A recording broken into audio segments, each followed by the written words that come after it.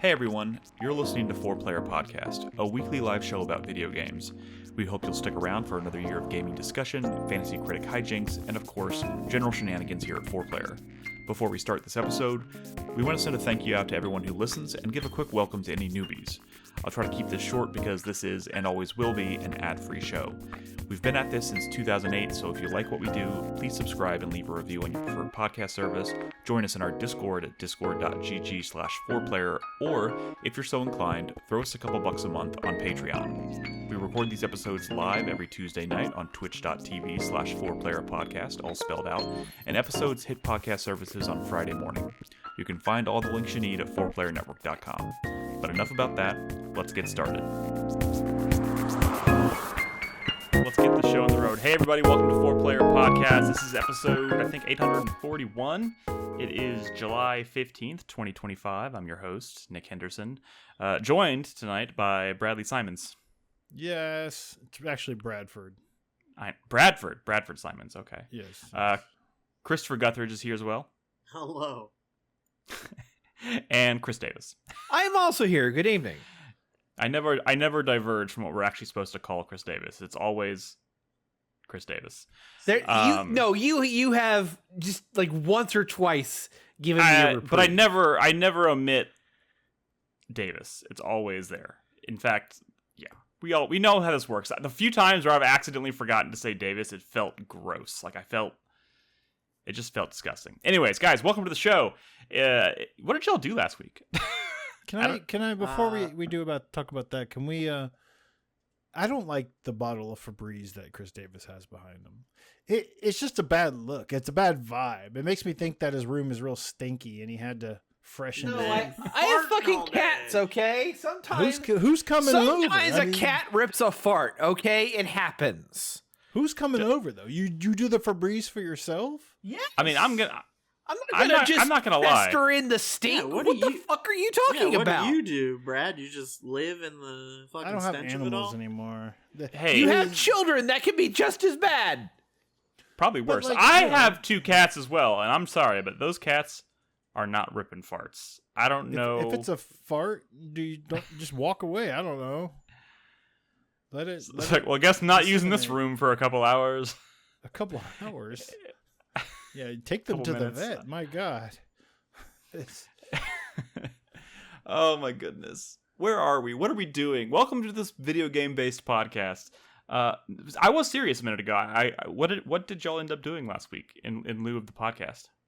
Nothing. I think Brad we didn't do anything. Like these two motherfuckers I was were totally like, down. No, I was like, down. I was down as well.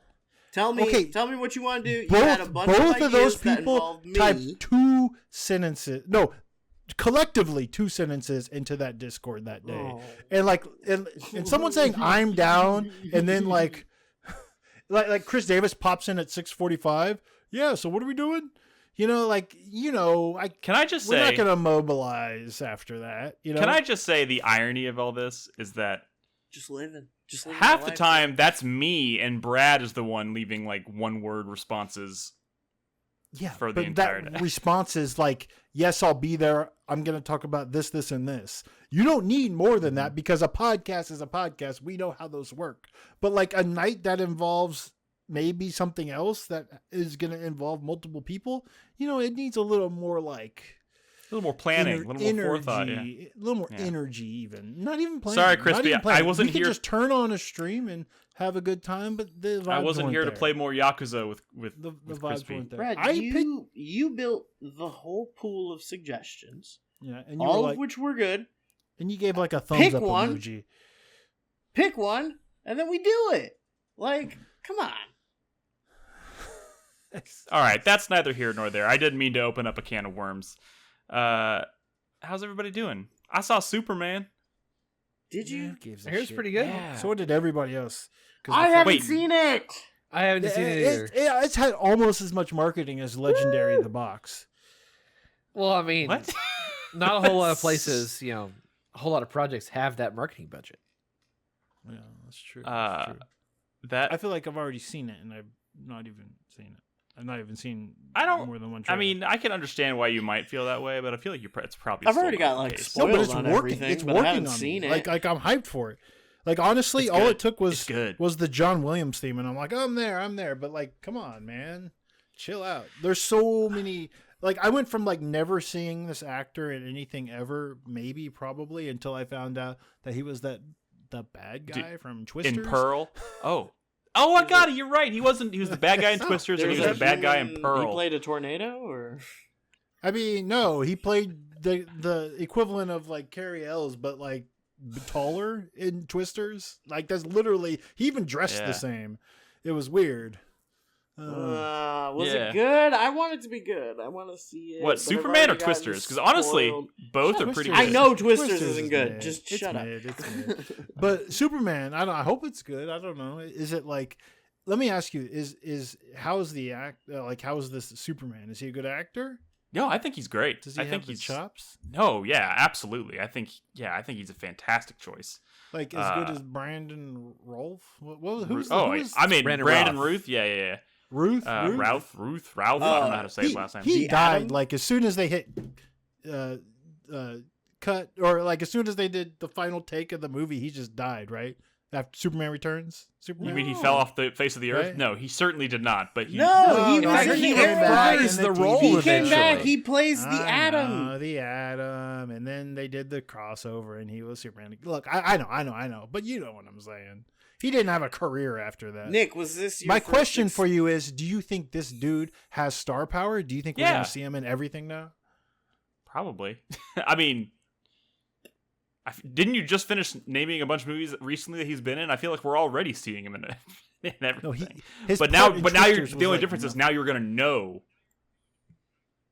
Nah, I mean but he's still getting lots of parts. But now it's gonna be like the rise of Glenn. What is it, Glenn Powell? Is that No, what I'm but thinking? see, that's the thing. Is it going to be that? I think it could be, yeah. But like, who the fuck? What are we talking about? Yeah. Let's talk about the fucking movie. Crispy, you got a question? Is this your first exposure to Guy Gardner? It's I mean, I know of Guy Gardner, but yeah, I think this was my first like. Yeah, it was. How much of a exposure scene to, like- stealer? How much of a scene stealer? Well, Was He's it? really good. He's so good. He's really good. He's the best Green Lantern. Nathan Fillion's He's- probably why I want to see the movie more than anything. I also heard, I mean, what's he's his excellent, face was good. Taskmaster. What's his fucking Nicholas name? Holt. Oh no, Lex Luthor. Lex No, Luthor's no, character? no. Wait, who are you The- talking about? The Who you other, talking the guy with the Taskmaster. What's his fucking name? The other guy who floats. Mr. Terrific. Oh, Mr. Jesus Terrific. Christ, you Yeah, know, no, he's I good. couldn't possibly name a Taskmaster. character in this movie. No, I just don't know anything about Taskmaster. No, I know. I couldn't. Yeah, Mr. don't- Terrific. He's good too. I mean, Okay. the whole cast is really good. Lois Lane's really good. Robin, who doesn't really care or know anything about Hawkgirl? Superman, was like, I would watch that movie again right now after it was over. You watch it. I watched. Okay, I watched like maybe the most recent trailer. It seems like there's Yeah. a lot going on. Is there a lot going on?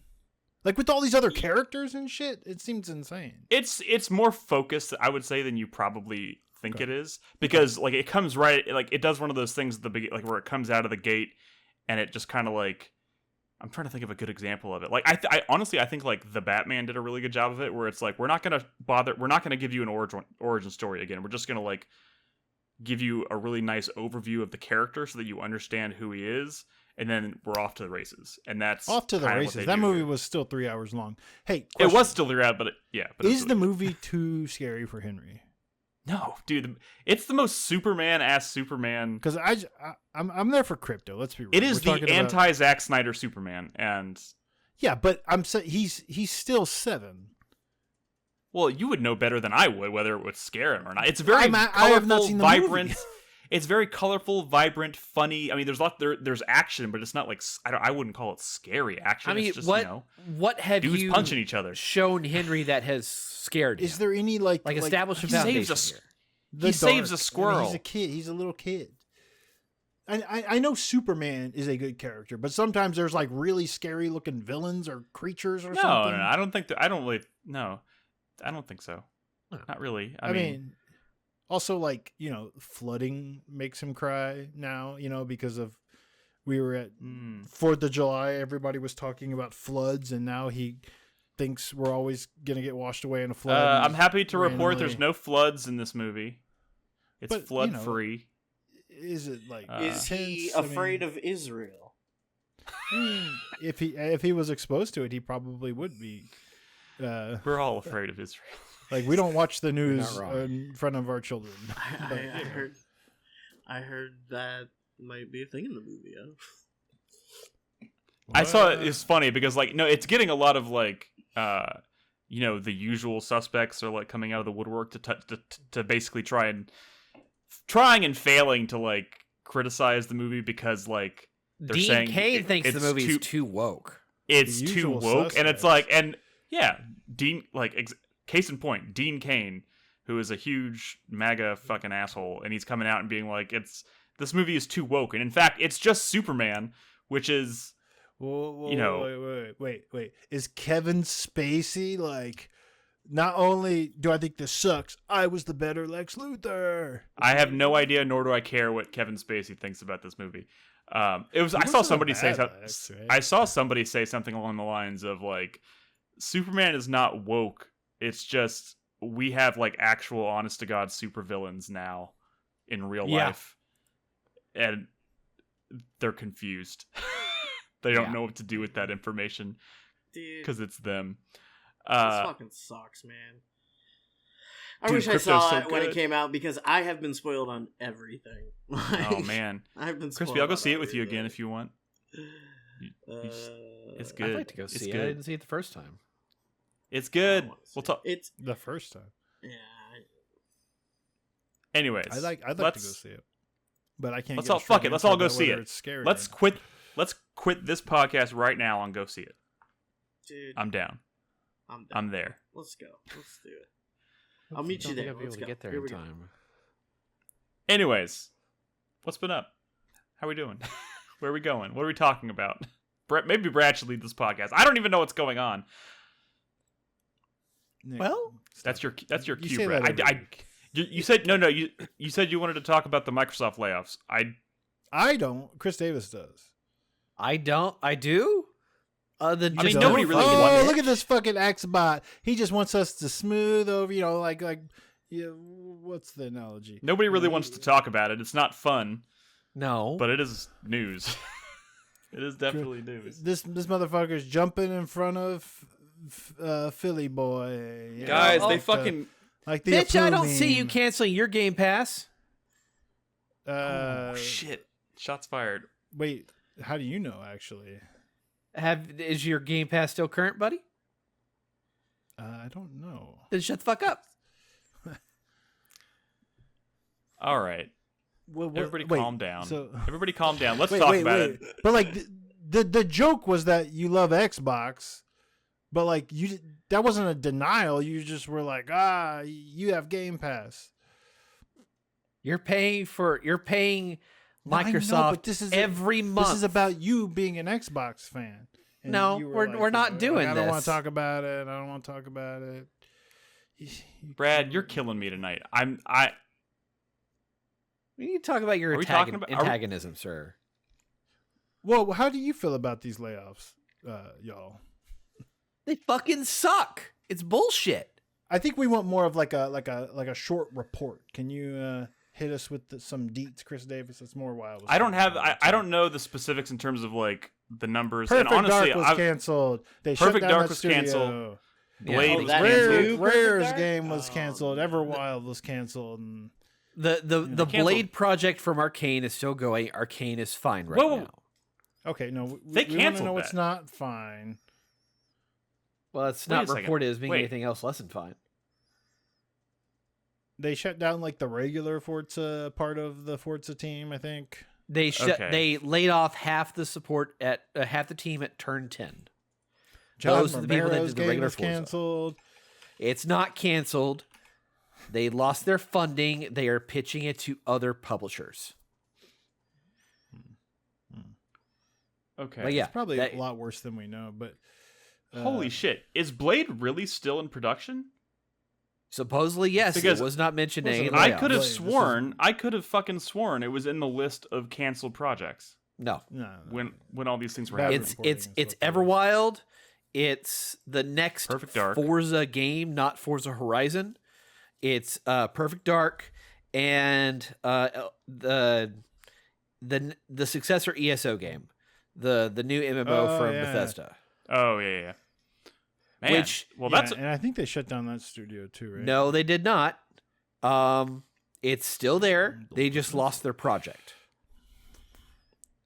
damn. They lost their project. And the studio still the exists, testers union at Bethesda ZeniMax Online is currently in 9,000 negotiations employees, with by the way, Microsoft. 9,000 employees, 9,000. Yes. The fourth major mass layoffs at Xbox in 18 months, or Microsoft. That is Xbox. freaking bonkers. But like it's still only it's well no I don't the wanna, dude who's cheapen been it. at It's- Rare for like 35 years left Rare. Like literally, he's been around since they were making like 8-bit games and shit. and he was just like fucking I'm out because this is ridiculous and Perfect Dark was shut down. Well, Everwild was a rare game that got. That's the one that's been in development for a long time. Yeah. After That was the Sea of one Thieves that or was the one whatever. that we saw years ago, and then they said they basically said that they're restarting development on it after it had already been announced for like 2 years. So Oh no, 5 is years. bananas. They restarted Fi- development after 5 years. I'm surprised they didn't cancel it at that point. And Evident- the other elephant in the room is that all this was a attempt for Microsoft to make money to fund like AI research and development or whatever. Yeah. That's truly And like this is fucking them disgusting. saying that. This is them saying that. And they're like proud of what they did. It's kind of gross. It is. I mean, it's And super Phil gross. Spencer is still It's going to be gross. the one sitting up here talking. Oh God, it just never fucking ends, does it? no, it doesn't. Ugh. Okay, I've got the list here. So Raven was affected. Turn 10 was Rare. ZeniMax Online. The Initiative's gone. High Moon was hit. Sledgehammer High was Moon. hit. But like these developers, High Moon they're been not doing? even their own developers anymore. They just work on Call of Duty stuff. Yeah, but Like they're, High Moon, they're axing they- studios for their they- most profitable franchise. You might not know High Moon from like as like the developers of like War for Cybertron, games. Before Yeah. that, they did. Don't forget about Dark Watch. Dark That's High Watch. Moon, right? Was it? Yeah, that was High Moon. Maybe even before they were called High Moon, but yeah, those are the Dark Watch people. Oh yeah, Dark Yeah, Watch. Oh, they did the Bourne Conspiracy. That was them. They did do the Bourne Conspiracy. I forgot Yeah. about that. Yeah, we don't talk about those years though, bro. But it's the same studio. Maybe not the same people anymore. I don't know. Yeah. But Also, I mean, yeah, to your point, like a lot of these studios are just studios that have been kind of in the past like decade have been pivoted towards working almost exclusively on Call of Duty content, which makes me wonder like what is the strategy then going forward with Call of Duty if they're just like, I mean, maybe it's not going to affect it at all because there's literally so many fucking people so many studios working on Call of Duty that maybe losing this many people isn't even going to have like a tangible effect, at least that we can perceive. I don't know, but it's crazy. I mean, if they're attempting to keep on their current cadence of giving developers 2 years to work on a Call of Duty game at this fidelity and supporting Warzone, like you can't afford to cut these people. I mean, Microsoft can afford to do almost anything. It just sucks that like real people have to pay the price for this bullshit. Yeah. Well, a $1 trillion company can afford to keep these people. Yeah, that's what I'm saying. Like they can afford it. It's the people that can't afford it, but they don't care about the people. No. And it's never anybody like higher than like this, like the peons working at the studio that takes the hits. Phil Spencer's gonna continue to go up there with this stupid shit-eating grin and talk about how great Xbox is doing every few months, and we're just gonna have Except to he doesn't grin and like bear it. Like it's just pathetic, right? Because he used to give the talks like, oh, he's a man of the people, but now he can't really do that anymore. No. So he's just kind of like Any semblance of like, that I'll just talk persona like an is exec again, like a is CEO gone. again. Yeah, it's. I mean, at this point, it's not just him. It's Matt Booty and it's Sarah Bond. Like the leadership at Xbox. I hate to say it. I mean, is it a devil you know, devil you don't kind of thing that we got to be concerned about, though? I think the Halo. Because at one point, like Microsoft was trying to sell off Xbox. At multiple points, in fact, they tried to do away with it. That was part of Don Matrick's exit strategy, was to fuck over the Xbox One in the stupidest way possible. What Reddit threads are you on, homie? What are you talking about? What conspiracy theories are you subscribing to? No, I mean, but like, I don't think anyone was like, no, don't take Xbox away. Like, people are so over it. Like, it's even Xbox fans are feeling ashamed right now. Like, it's.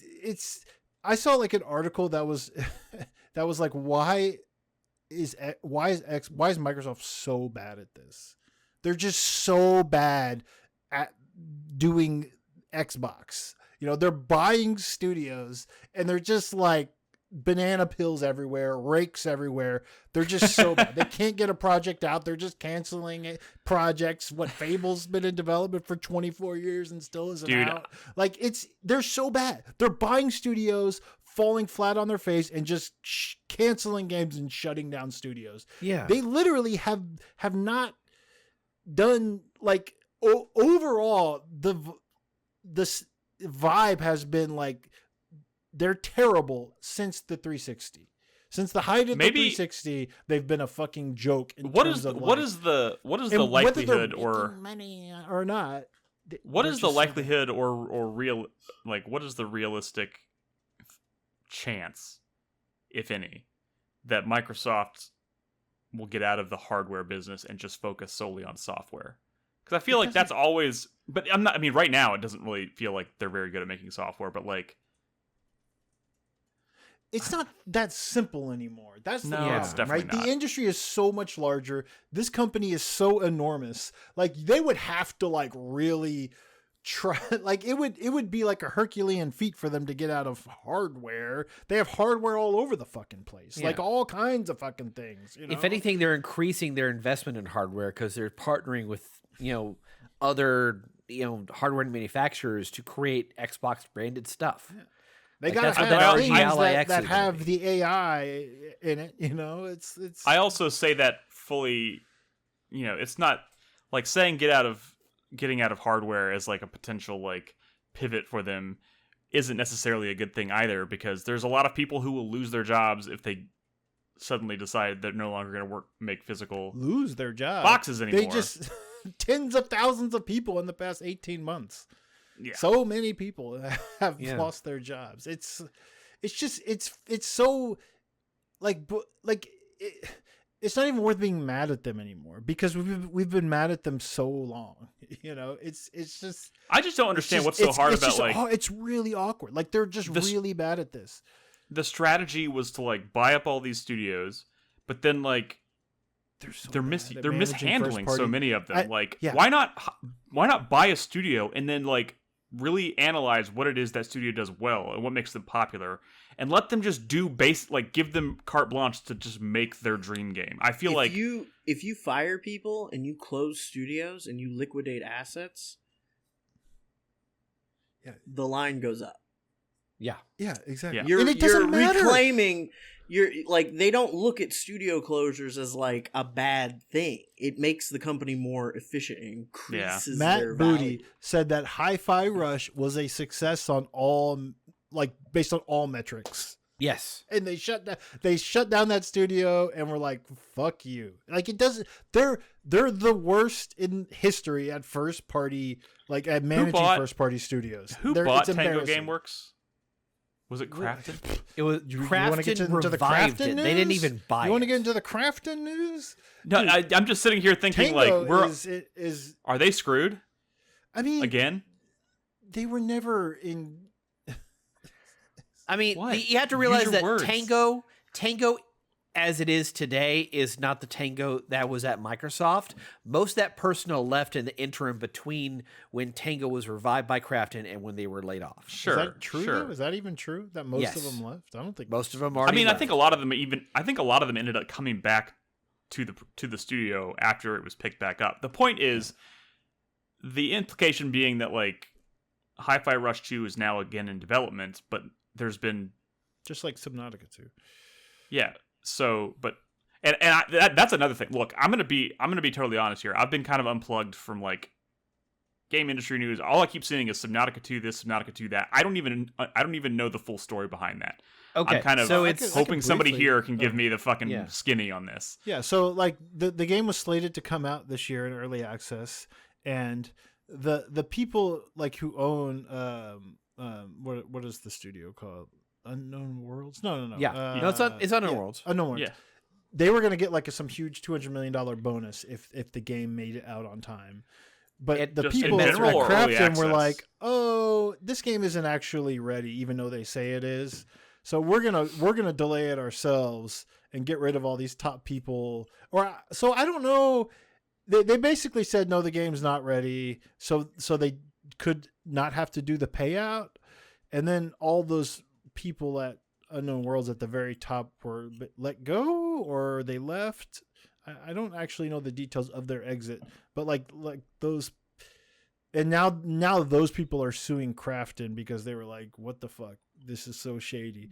But So Wow. I've got some more details. So if they were to put out Subnautica 2 in 2025 and it met in early certain, access or just like 1.0? in early access, it was always going to be early access. It was going to be early access. But if they put it out in 2025 and it met certain sales metrics, then they would be entitled by contract for not just the leadership, but a lot of the personnel at Unknown Worlds to get a combined $250 million up to payout. And there was even down to the lowest levels, we're talking like tens of thousands of dollars in bonuses. Like trickling down. Yeah. Yeah, trickling down. Crafton came out and hit at their leadership and delayed the game, saying that the leadership was not actually working towards Subnautica 2 launching, that the game was supposedly in a bad shape. Laid them off. And there's been like the thing about how they've responded to this back and forth between the start of the lawsuit and before it, they're acting like they have quote unquote evidence to support their argument that the leadership was even working on different games and not Subnautica 2. Like not even Unknown Worlds projects is one of the accusations. What the fuck? But this is like video game development. I think this is literally probably every game studio does stuff like this though. There was also a leaked memo between Crafton and Unknown Worlds from May of this year that was confirmed by Crafton to be legit, that said Crafton didn't think there was like enough content in Subnautica 2 to sufficient enough to drive IP growth and expansion, and had sought for Unknown Worlds to increase the amount of game by 30%.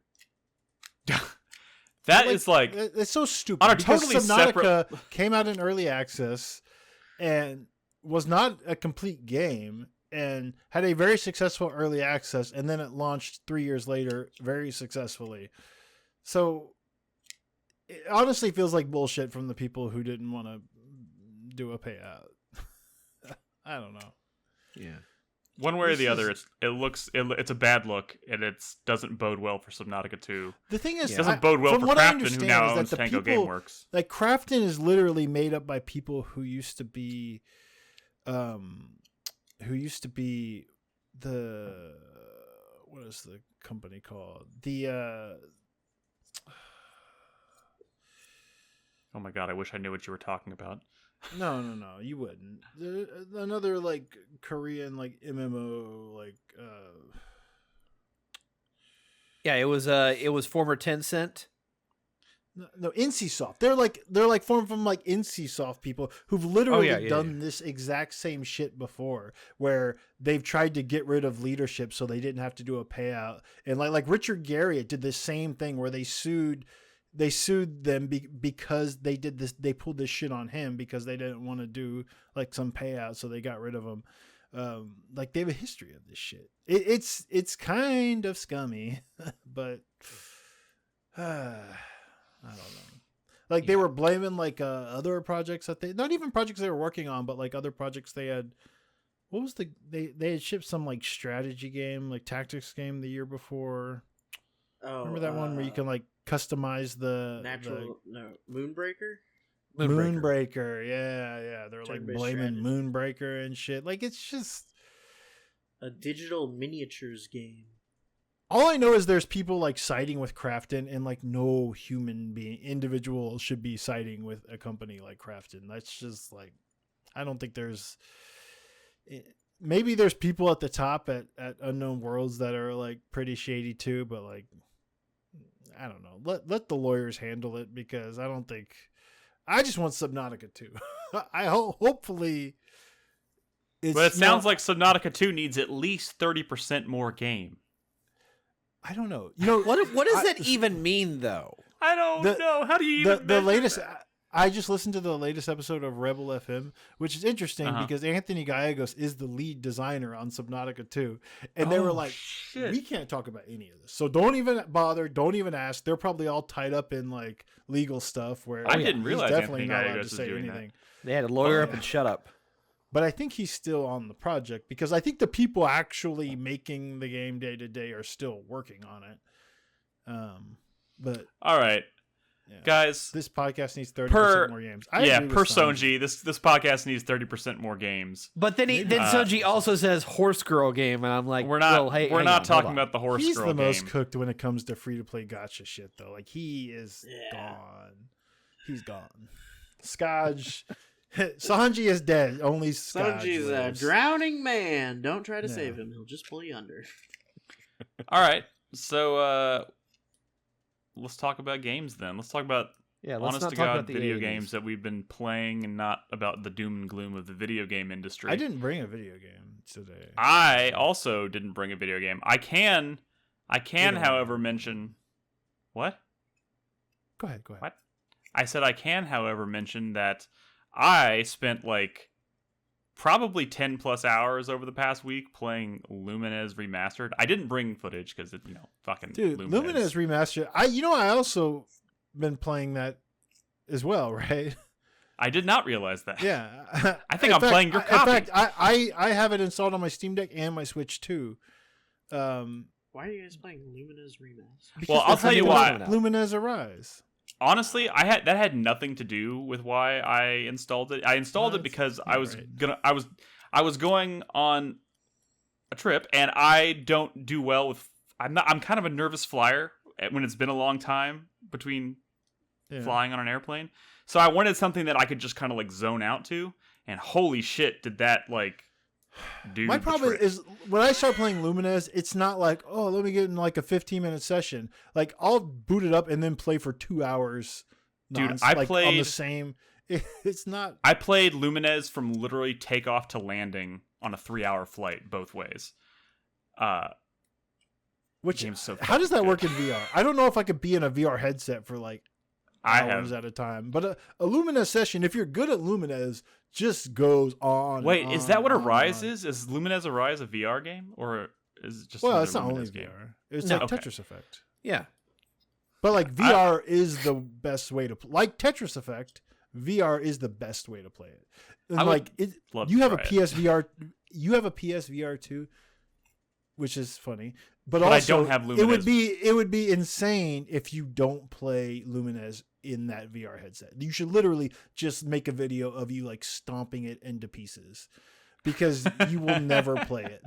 You will never. No, play I it. mean, I'll probably play Lumines Arise on PS5 just so I can use the VR Isn't headset. there some for it. other big PS2 VR or PSVR 2 game that you just didn't play in VR? Yeah, I'm sure there's been several.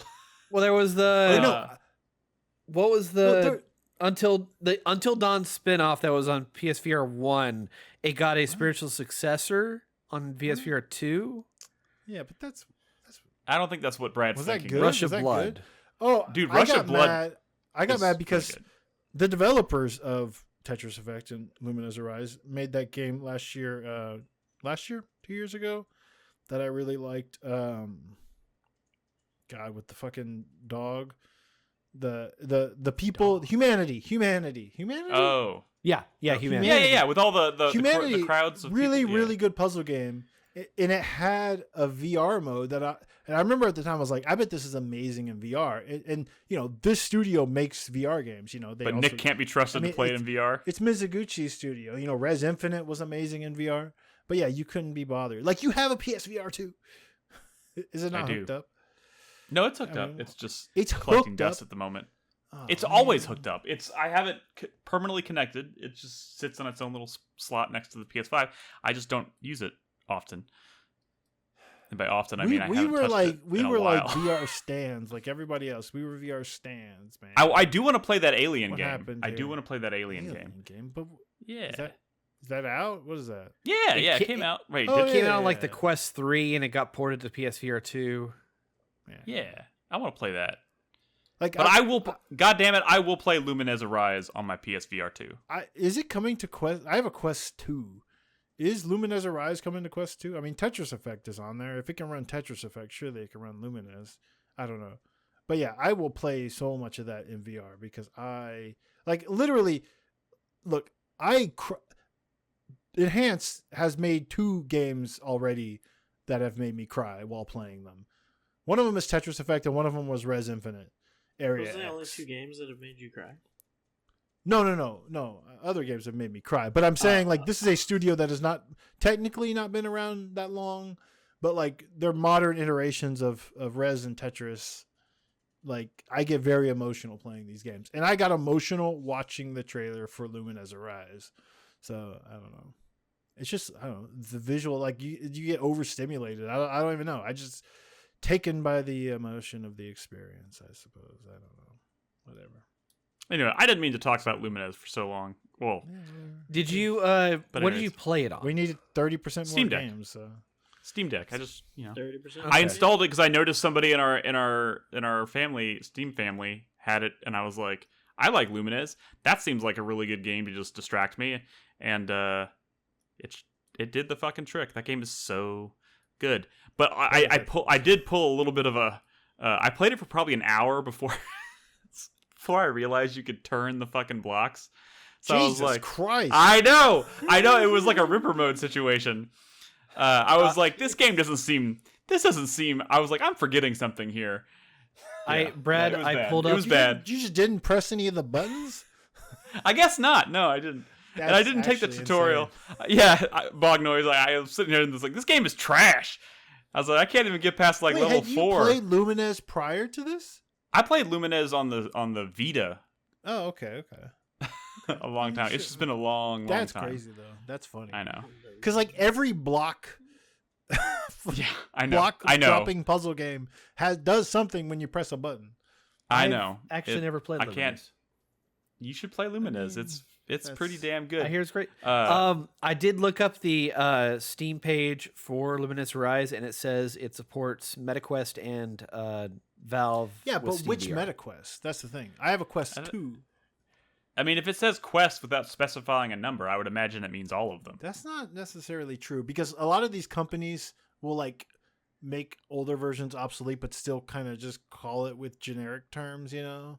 Like, Yeah. oh, this is just the MetaQuest, but really we only mean these. Yeah. So I don't know. Yeah, it doesn't specify. I'm sorry. Reason All I asked right. about what platform you played on because I was thinking about getting on Switch. Now that we had the conversation, Dude, it is in our Steam library. Just I don't have a Steam Deck, and if I want to play it handheld, oh, Well, I mean, you Lumines could play it on Arise your I gotta PC play too. something other than Donkey Kong on my Switch too. Dude, you can play it on your PC. Is that true? Just- Is that true? Play Tactics Ogre. I played Tactics All right. Ogre, man. It didn't work out. Chris Davis. Yeah. Hi. I don't know how to adequately prepare for these segments because you don't tell me what these secret homework fucking games you're Oh playing my are. God. So oh my you god, you impressed What was us the last one? time. What was the last one? Okami. That was an impressive Okami? like Yeah, that surprise. was impressive. Yeah. Is Well, this on the level of an Okami? Kind of, I'm- yes. No, I don't believe it. Well, I'm Surprise talking us. about briefly mentioning one of them, and then the other one I'll actually show footage of. So the next one I worked on my homework, and I'm going to briefly just talk about it, was I played through the remastered version of The Thing. What the fuck? That's Yeah. home. That's okay. That's Chris Davis slop. I mean, it's. I had recently watched the John Carpenter movie again, and I was like, a oh, great well, movie. they just put it out physically on PS5. This Let is me the pick that Night up and Dive play it. remaster, right? Yes. The Night Dive. Yeah. Yeah, and of all the Night Dive remasters, this feels like the most bare bones thing they actually could put out because it doesn't feel like that there was much to begin with. I always thought it was a strange choice for them to remaster it because I never really heard much about that game to begin with, even when it was like a new thing. I don't know. Does that game have like a legacy that I'm not aware of? People liked it for the time. I can, in my 2025 opinion, having barely touched the original, it has not aged well. The promises of what the thing, a Xbox One, PS2 generation, thing game would have been, it's not the tension inducing, oh, is somebody infected? Are they actually the monster? Am I doing tension based like exploration? All the things you and would expect from a investigations? Thing game, it is not. Yes. No, because it's a third person shooter. And third person shooting, it's what you do in that. And we're talking third person shooting of that time. So it's a lot of corridors, a lot of enemies that you're fighting, just shooting enemies constantly. What are the enemies? The Thing. It's the Thing creatures. They'll have skulls that have legs that charge at you and bite at you. But it should only be one, right? Isn't that kind of the thing about here's the V is in the title. Yeah. Yeah. Well, here is the It's thing singular. about the Thing is that this is the canonical sequel to the John Carpenter film. Things. The sequel Things. This is Things, basically. They do That's that terrible. Aliens style escalate the threat to where it's like 3 months later, but somehow the government has set up this research facility that has captured samples of the Things virus, and they're the Thing? turning people into things, and they're experimenting with it, and it's all sorts of like B-movie sequel slop that just depreciates the value of the original. Like there's, I mean, so I there, think most there everything is, they've tried to do with the Thing since the original Thing has depreciated the value. I mean, you know what I mean? yes. It's almost like Jurassic Park in that like it's kind of impossible to make like a decent I mean, follow up to it because the first one's so good. yeah, 100%. I agree with you there. But the elements that you expect are technically in there. You have your teammates that you'll encounter on the various levels that you play, that you're not certain if they're actually human or if they're infected. And they won't act like it until there's a trigger on them. Like if you do a blood test on them, and it reacts, like, yeah, they will turn into a Thing monster and attack you. But for all intents and purposes, you don't know who is going to be one of those. And I'm not prepared to say it's, like, it's when you randomly do the generated. test, is Keith David like strapped to the same seats as the Thing? Because that was sick. You do find Keith David's corpse in it. I will say Oh, that. You find spoilers. Childs. What the fuck? Spoilers. It's, bro, Why like does this that's game the exist? first thing you do in the game is you go to Outpost 31 and you He's- find the remains. He's pulling your chain. Only question I have is kind of like why does this John remaster Carpenter's exist? in the game. Oh, Sorry. no. This is Go. an old video game. Was this the one you want to talk more about? No. Or is- What is the other game that you played that you have footage for? The other thing, This better be Okami level. better be Okami level. Wow. Yeah, I'm you set the putting bar really expectations high on it. by surprising us with Okami last time. Well, on Beautiful that job. note, you're not entirely wrong with your accusation because I've been It playing, better not be and I'm Okami close then. to finishing the Wonderful 101. Whoa. Oh! Wait, close to finishing. Shit! I think I'm close to finishing. I'm on Operation 8 where I'm going back to Blossom City. Oh no, the final act of that game is maybe the best final act of a video game. Yeah. So- Really? and you're gonna know when it's happening. It's all so- crescendo. yeah. Okay. Yeah. I mean, this came out on the Wii U. I didn't have a Wii U back in the day, so Are you playing this on on the Wii Wii U? I'm playing this on PS4, the remastered. It's a version. shame because the Wii U is kind of like the ideal way to play it because it's like a dual screen experience. And Yeah, I've played some of the other versions and it's a little awkward how they handle the dual screen stuff. it's very awkward. Yeah. Like it's Wait, what? what did they do? Well, you could switch between the screens or have them both on the screen, like picture in picture style. Yeah. But the nature of the mini games were designed for the Wii U. In fact, it was one of the few Wii U games that was actually doing creative stuff between the two screens. Even when like Nintendo was kind of like not pulling that shit off or not doing that. So it doesn't translate that well because like you're doing like some pretty crazy interactive sequences. And I mean, some of it's just like puzzle solving, but some of them you're like in boss fights and stuff. You're going into like your little guys would go inside something, and on the other screen, you're gonna now be like zoomed in on that while other things are happening on the larger scale outside of that space. Like it was cool stuff back then, which is probably why the Wii. It's why I still have my Wii U because. If I ever want to play Wonderful 101, it's going to be that version. That I has do to have be the that best on- version. Yeah. I do have that on Wii U. It's that and Wind Waker HD that make it hard for me to part with my Wii U.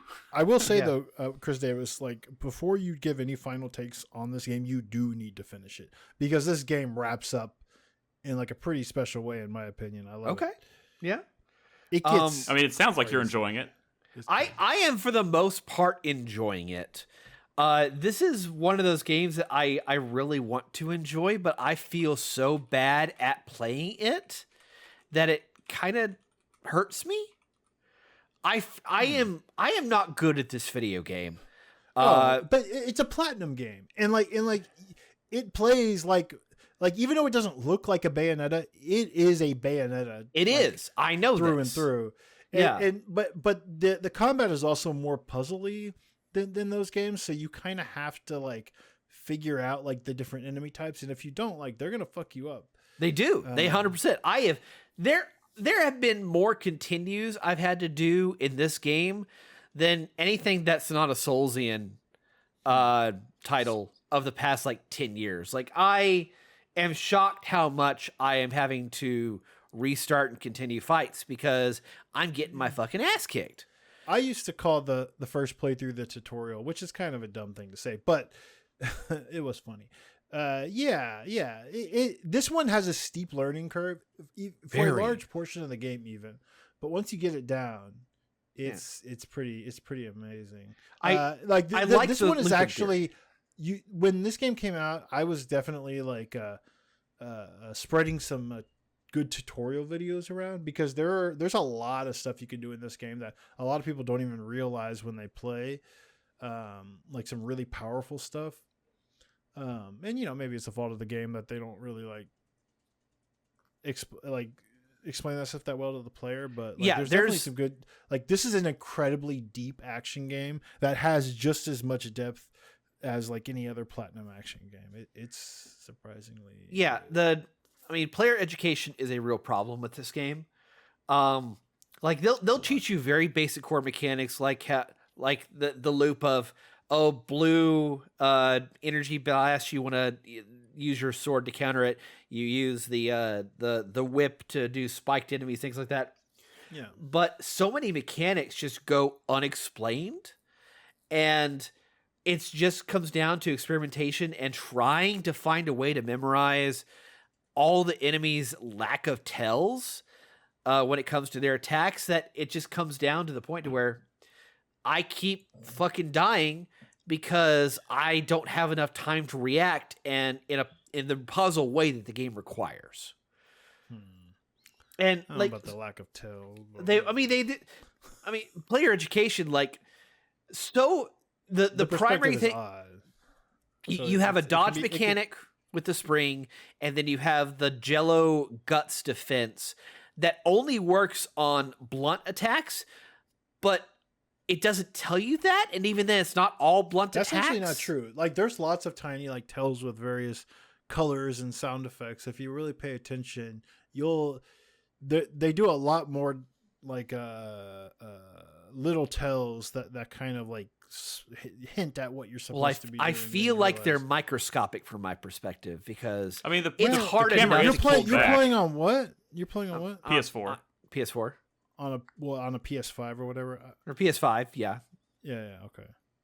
Well, Yeah. I mean, I don't know. It's been a while since I played it, but I remember being frustrated early on with that game, and then by the end of it, I was like, absolute cinema. But like, and not just from all the crazy, escalation of the story, but the gameplay really clicked for me. And you figure it out. But it is like I was through most of that game before it really started to click. I just want you to know, Chris Davis, you have the Okami overlay on the screen. Oh, I do. That's okay. Whatever. That's okay. Well, I mean, it's kind in some mechanics. Yeah, it is Okami in a way. Hey, look, I'm just gonna say this right now. You can't keep getting away with this. You can't just keep being like I played this really cool game on my backlog, and it's just another platinum game.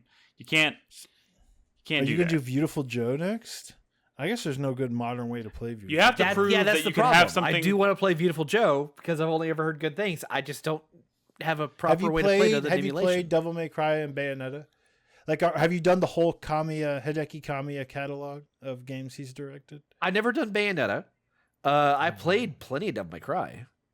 If you had played Bayonetta, and Bayonetta is like obviously a spiritual successor to Devil May Cry. Some of that's like it's really a kind of like a polished version of those ideas and mechanics, right? From Devil May Cry, from Kamiya's Devil May Cry, right? But like if you had played Bayonetta, a lot of this stuff going on in this game would make a lot more sense because this is a lot more Bayonetta than you think. Also, when you get further in the game, you start, or maybe it's New Game Plus. I don't know. I played a lot of this game. You start getting like accessories or upgrades, relics or whatever that lets you do kind of change the way the game plays in some respects. And it even has like the Bayonetta parry, which I love, where you kind of like flick the stick in the direction of the enemy attack. Okay. And it's like really powerful. Oh yeah, So yeah. if you- That's a purchasable upgrade. I know that's a that's skill you can really get. powerful once you get it down. Okay.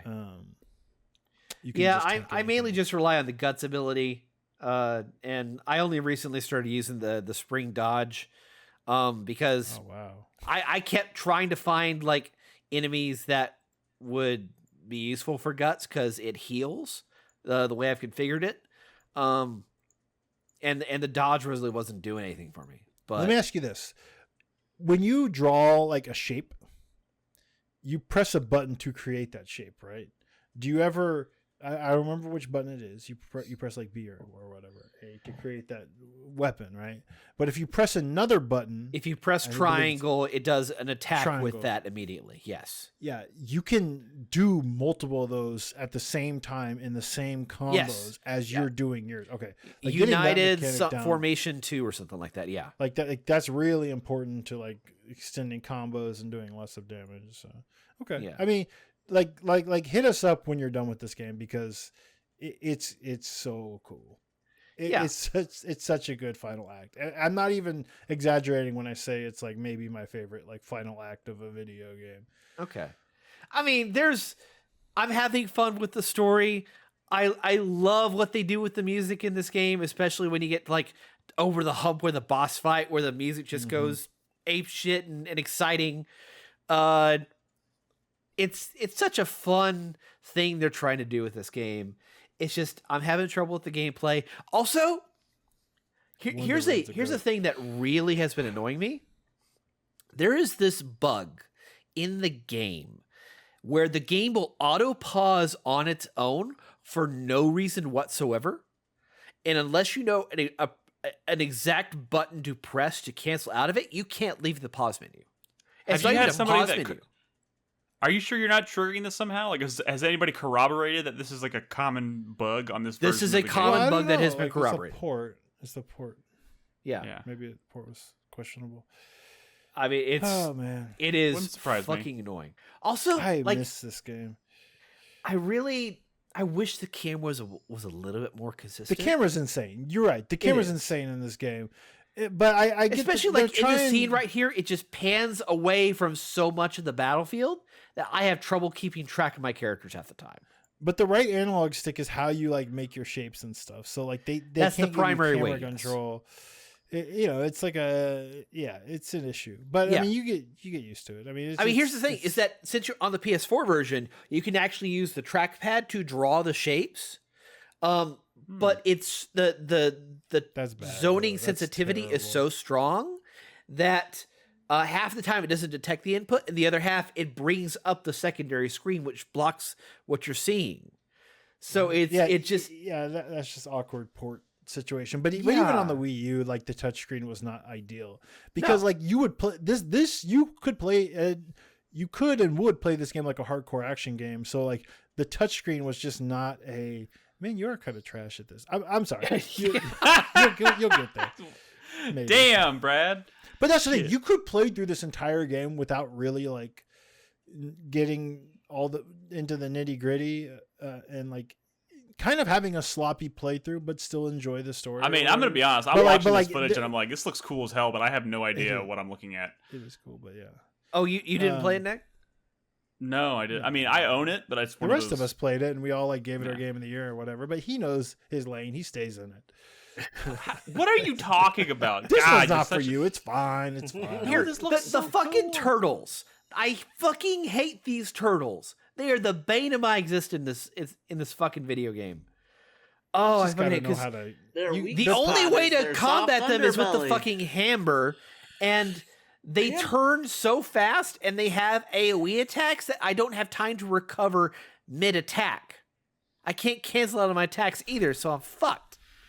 You know what they say, Matrick Chris would Davis? say they have a mode for people like you. It's called easy Story mode? Yeah.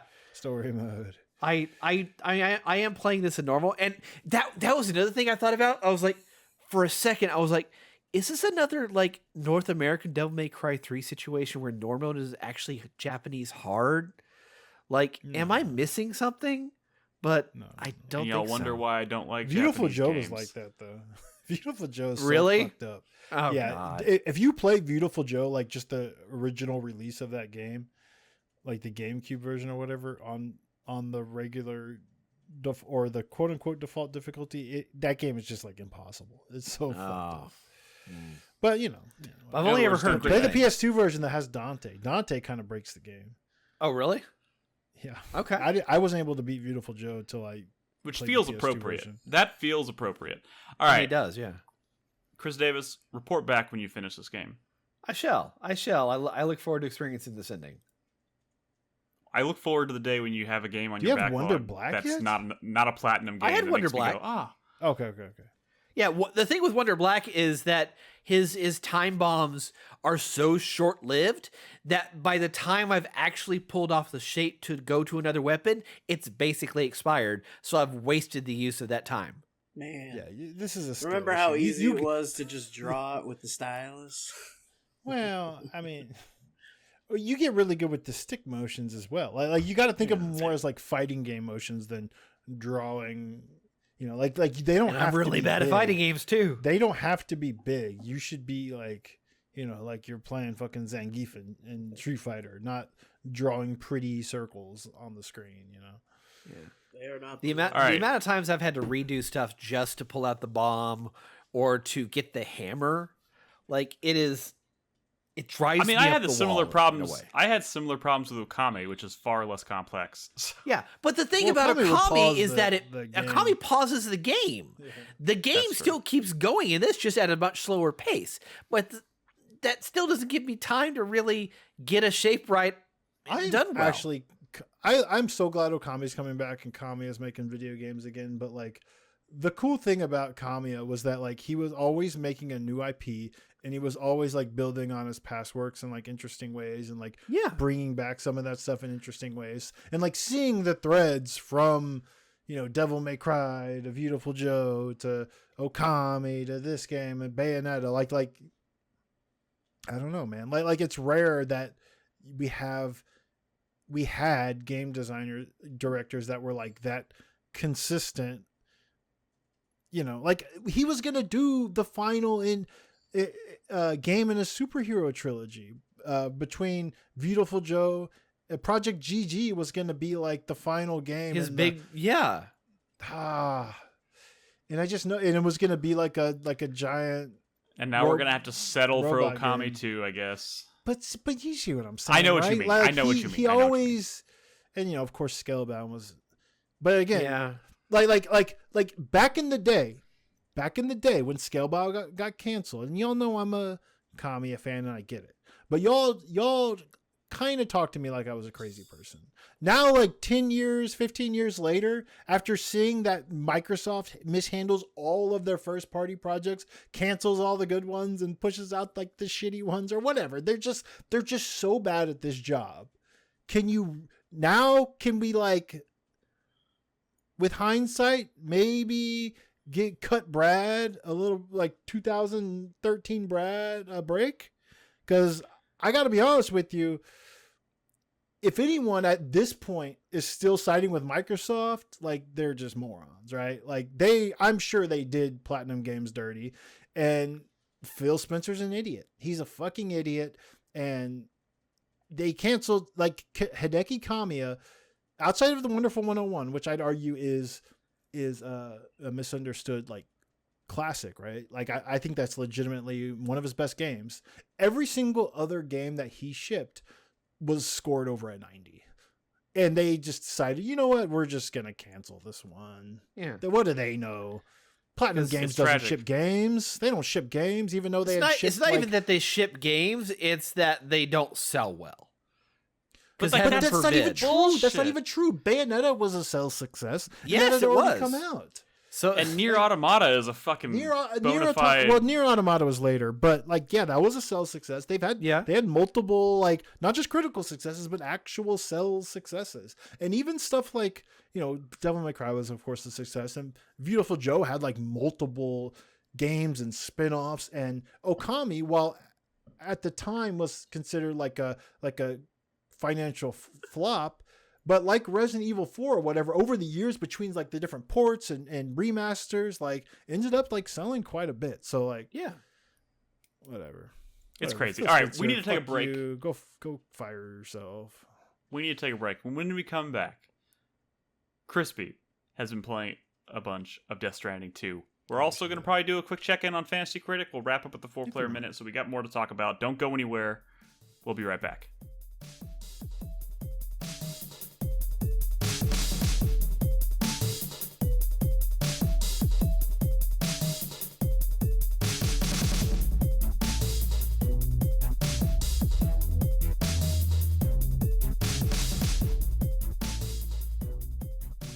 Welcome back, everybody. Hey, Crispy. Hey. How about that Death Stranding 2 on the beach? You've been playing that? Yeah. Have you? Not enough. I haven't. He's been doing other things. It's been all Lumines all the time. No. Hold on. That's exactly what you've only been doing. No. You started playing Adamfall. Why would you start playing Adamfall when you have this game?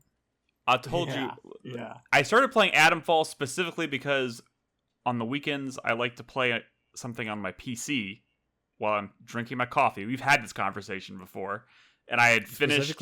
I finished Blueprints, and I was trying to figure out something I can play on my PC in the morning. So I was like, I've been meaning to start Adamfall, so I booted up Adamfall because Chris Davis bought it it was in our Steam library. So I said, why the fuck not? You're welcome. I've only played about like an hour and a half of Adamfall, and I've played about 8 hours of Death Stranding 2. You nerds. I know. I had it on Game Pass, but I want to play it on my Steam Deck too, so I installed it on Steam. Anyways, that's beyond the point. I've played more Death Stranding 2 than Adamfall. I just haven't played a lot of video games in the past 2 weeks. So, Crispy, in Death Stranding 2, I just got the motorbike thingy. The first actual vehicle. Motorbike? The actual vehicle, or whatever the fuck it's called. Have you gotten out of Mexico? I am on my way back. Did you say Mexico? To the house. Mexico. Are there mechs For all in intents and Mexico? purposes, I have not in the future, returned from Mexico is covered in mechs. That sounds awesome. But there are mechs in this game, and there's a lot more mechanics in this game. Mechanics. Is it tick? Mechanics. Shut up, Chris Davis. Bad dad joke. You fight what might well be a successor to Metal Gear as a boss fight. Ooh. Pretty early on. Like a Sahelanthropus from MGS5? Yeah, imagine more like that, Sahelanthropus, but with tentacles instead of treads. The only significant fight I've had so far has been with that giant head thing. So that should give you it. The giant head that comes out of the tar. Oh yeah. Which was pretty cool. Which you fight at close to the end of Mexico. Yeah. So you haven't gotten out of the starting area yet. Correct. Is what you're saying. Okay. Right. Do you There was know a where the revelation- game takes place? Where like the game actually takes place? I think they've kind of hinted at it, but I haven't gotten there yet. There was like a revelation in the story, and then you're supposed to go back to your home. I don't want to talk about this unless we can like kind of get a little spoilery for the first half. Sure. I mean, you find out something about Dead Man, right? He walks. Something You do. and he sends you back with a gift for Lou, and I'm like, that's kind of where I am right now. I'm like traveling The back game, across yeah. So I mean, like Mexico. the game picks up like it's like about a year after the first game, right? Yeah. And you're kind of living in seclusion on your own with Lou, like hiding her from the UCA, right? Yeah. And then Fragile shows up out of nowhere, is like, I found you, I've been doing this new thing, I want you to deliver something to Dead Man, and then Dead Man's gonna give you something. Yeah. That's And Guillermo I'll del stay Toro, here. right? Yeah, that's Guillermo del Toro. Okay. His likeness, the voice actor, I don't remember his name. Did you build that tram train? thing I see? Yeah, most of it. Fuck. That's cool. Yeah, most of it. Yeah, I can already tell. I haven't even scratched the surface. Monorails are so sick in this game. You can move so much cargo with monorails and like load your car in it, and then just like you're like hanging off of it, like riding it, and you can jump off any. This game's sick, man.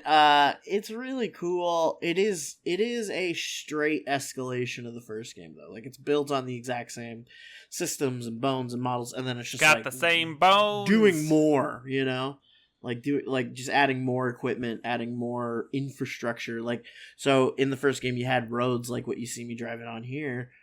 In this game, you have roads and you have monorails, because now there are stations that are like mines, so you're not just like collecting and gathering materials, like you can actually start producing it too. Oh. But the story, so like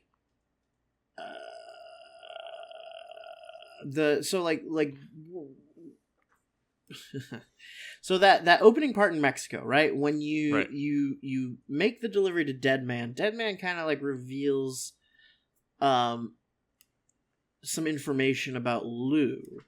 Mm-hmm. That is basically along the lines of like, hey, you actually, like, you're on the run because you're worried that they're gonna hunt down Lou, but I just found out that Lou doesn't actually exist in their records. And that's like, oh, that's a good thing. You can reintegrate back into society. Like, nobody knows she exists. And then that kind of has more implications later. Because you go back to your lab. You go back to your lab, and then the story, like, actually starts. Or you go back to your bunker, and the story actually starts. And it's like, a lot of fucked up stuff happens. And then Fragile recruits you to work for a new entity called Drawbridges, which functions pretty much exactly like Bridges did, except Bridges was about connecting America, the different cities in America, as an initiative for the UCA. Drawbridges is an independent group that is trying to connect different continents together. Like, they're trying to connect the whole world, basically. Okay. Which goes back to clear escalation. Right, and what you find out is that the first game, because you were connecting every station you passed on your way from East Coast to West Coast to the chiral network, you expanded chiral network coverage across the whole continent, which kind of like affected the general I don't know, vibes of like the supernatural elements of the world. Well, stability, maybe. Right. Well, sort of. What it did was it created a new phenomenon. So like there's this new manifested phenomenon called a plate gate that opens up in Mexico. Yeah, that's what he told me about. That kind of made me go, huh, I bet this is where we're going. And you're like, what is that? Like, so the plate gate is like this giant portal that's just connected to another one somewhere in the world. And the other one somewhere in the world is Australia. And that's like what you're doing in this game is you're connecting Australia. And the idea, what they're hoping is that once you finish connecting Australia, like you did in the first one, it's going to open another plate gate to another continent. And that if they keep doing this, they'll be able to eventually get the whole world. Yeah, on the chiral network. Okay, all right. So So my question, real quick. Have you gotten to the point in the game where you're in the jungle? No. Yeah. Actually, I'm sorry. There, there's more kind of like geographical diversity in this game, right? Like that's what I was gonna say. When you first get to Australia, you're in like kind of a barren, like desert crags, very similar to the first game. Mexico is depicted almost entirely as desert. Later on, you start like you'll see like you're on Australia. You're very close to like a coastline a lot of the time, onto the ocean. You're also there's a lot of like rivers that run through this map. There are like very jungly like brush areas, and what's fucked up about those areas is they can catch on fire. What the fuck?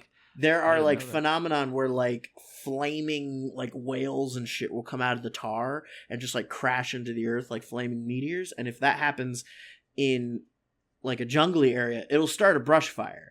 And like forest fires are kind of a big deal here because like they are very dangerous and like they're kind of hard to put out. You do eventually get a piece of gear that's like a fucking cannon that shoots tar that you can use to kind of fight the fire.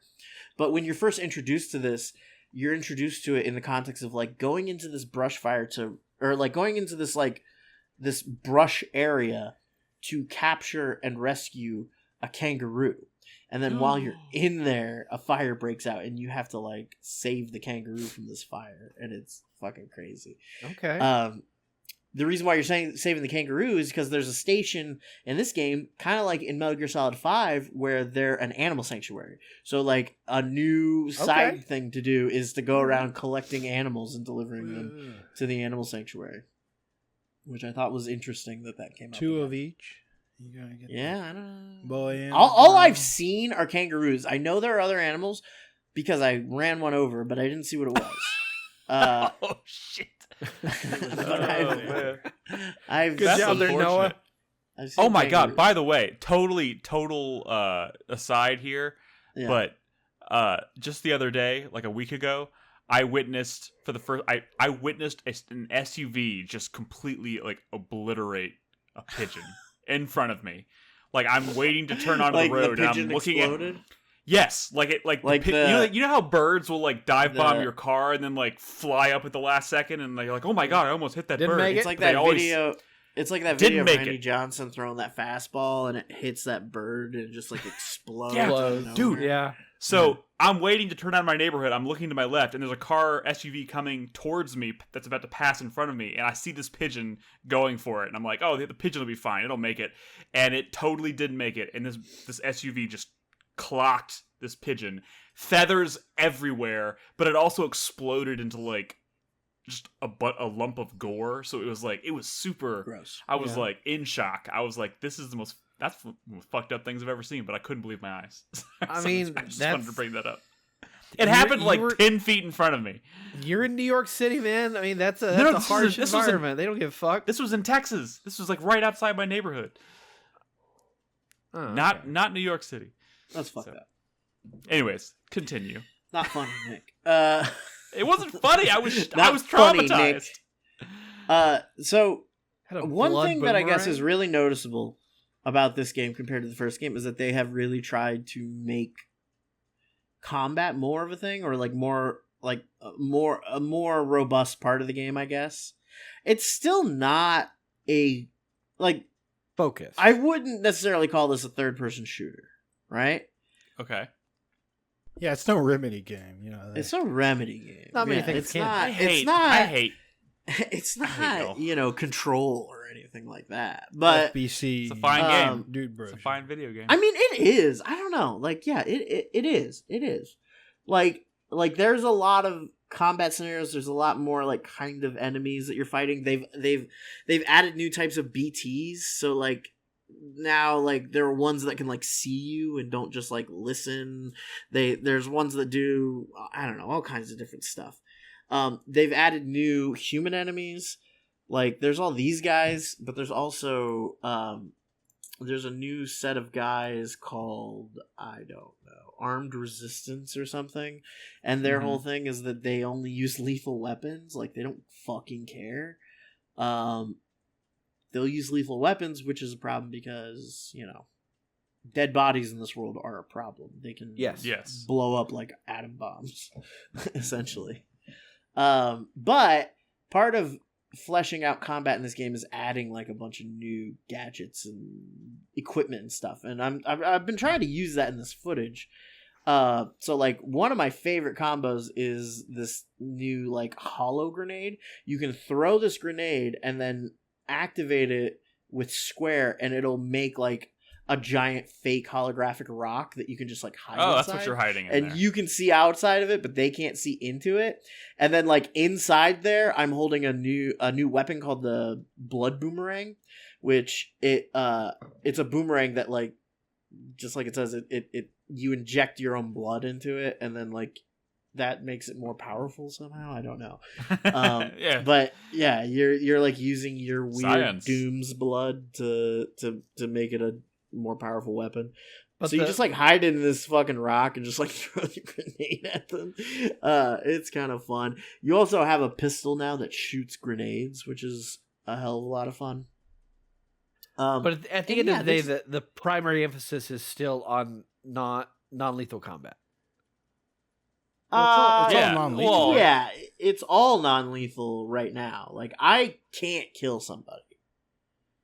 But there, I would say the emphasis is still primarily on like stealth and avoiding combat.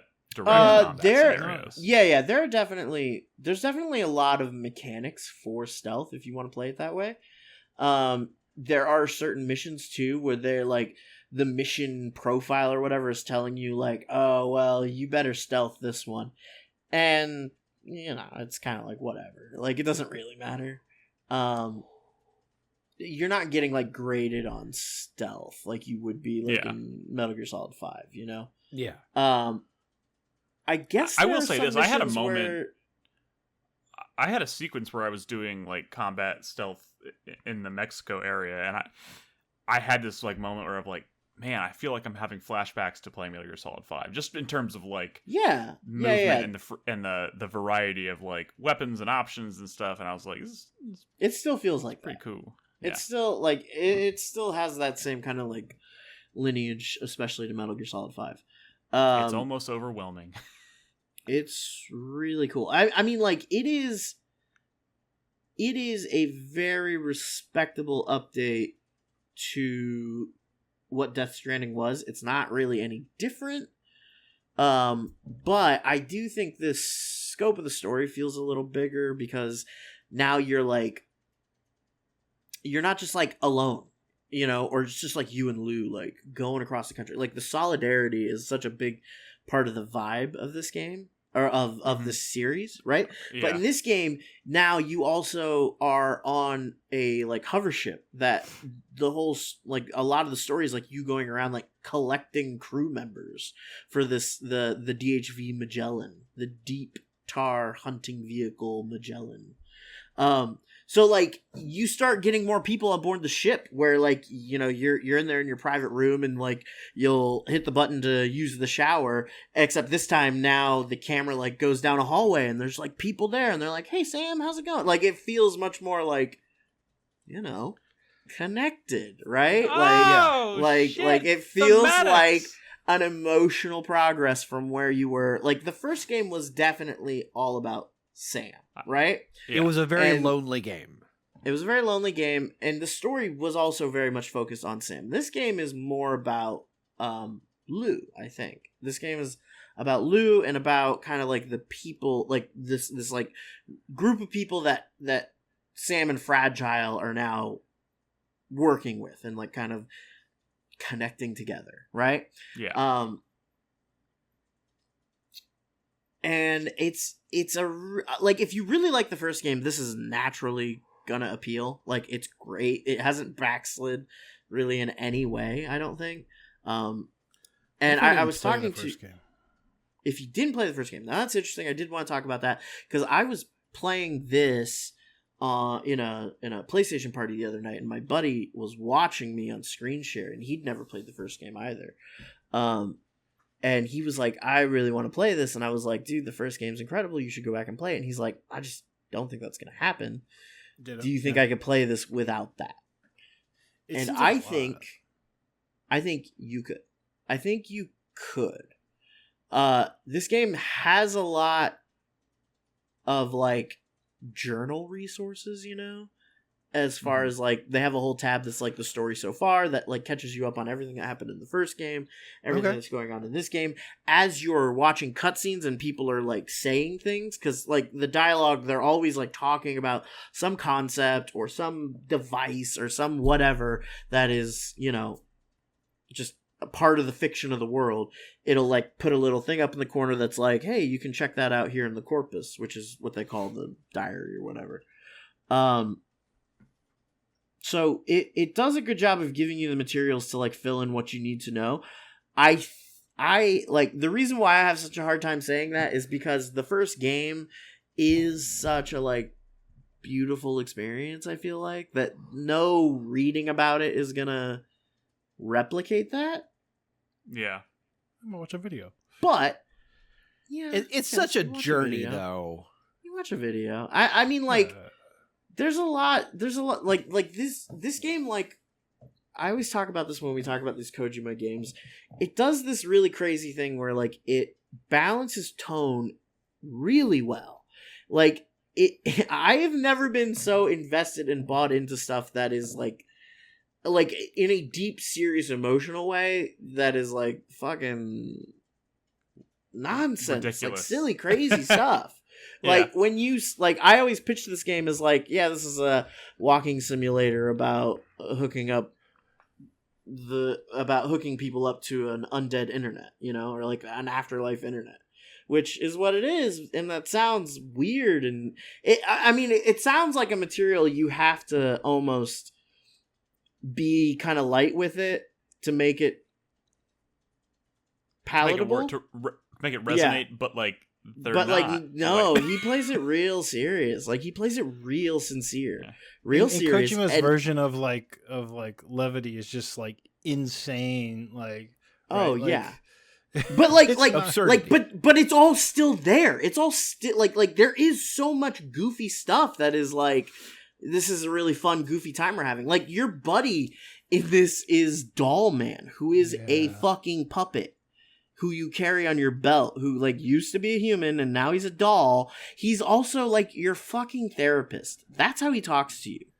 He's like never like making jokes. He's not like a funny guy. He's like always very like, Sam, I know that like trauma is like this heavy burden that we all carry, but you need to like learn to live with it and let go. Like, you know, he talks like that and you're just like, you're a fucking doll. Like, but then you'll walk him into a stream, right? You'll walk him into a stream and he'll be like, does that really happen? He doesn't actually. He doesn't. But like, but he's animated like on fucking 4s or something. So he looks really like weird and jittery. Like, he looks goofy. But he's always saying like something really serious and heartfelt to you, and like you kind of form an emotional connection to him. And you're like, man, like he's like Doll Man, you are my Oprah, like, you know, like he's like a not insufferable Mimir. Yeah, he's Mimir. He is Mimir. Yeah, but Mimir was great. I love Mimir. Mimir was really good. I liked him. You're insane, Brad. You just But don't he's like joy. he's like a woke Mimir or something. Like he talks like a therapist sometimes, like a lot of times. It's kind of funny. Watching you carry the shit on your back and like sprinting at full tilt with like leaning forward with this like 10-foot stack of things is making me definitely really heavier anxious. on top than it is on the bottom. I absolutely am like addicted to the feeling of like carrying a bunch of shit without even like putting a bunch of shit on your back without thinking about it at all, and then going into the menu and doing the auto arrange. Well, what's cool is like another thing they added was a whole bunch of more backpack attachments. They had a few in the first game, like they had auxiliary batteries and like an There was ammo like pouch, assistance to let you have higher loads. Yeah. This they have things like I have like a solar panel on my back. I have an auxiliary battery. Those little round discs are anti-grav devices, so the more of those you stick on your back, the more load you can carry. Like all kinds of shit like that. That would explain They how you were running added that. attachments to vehicles. Like the vehicle I'm driving here on the right side, on my right, on Sam's right, I guess. Yeah. That's a cannon that just automatically picks up cargo that's in range. Like it'll just lock onto cargo on the ground and just like pick it up with a little sticky grappling hook. And then the gun on the left is a gun that will just like automatically fire at enemies that are in range. You don't control either of those. They just do it themselves. It's kind of fucking cool. Can I ask that? Speaking of enemies, I asked a couple questions a couple weeks ago about the BTs and whether their fields were like static or actually roam this time around. Did you find out about that?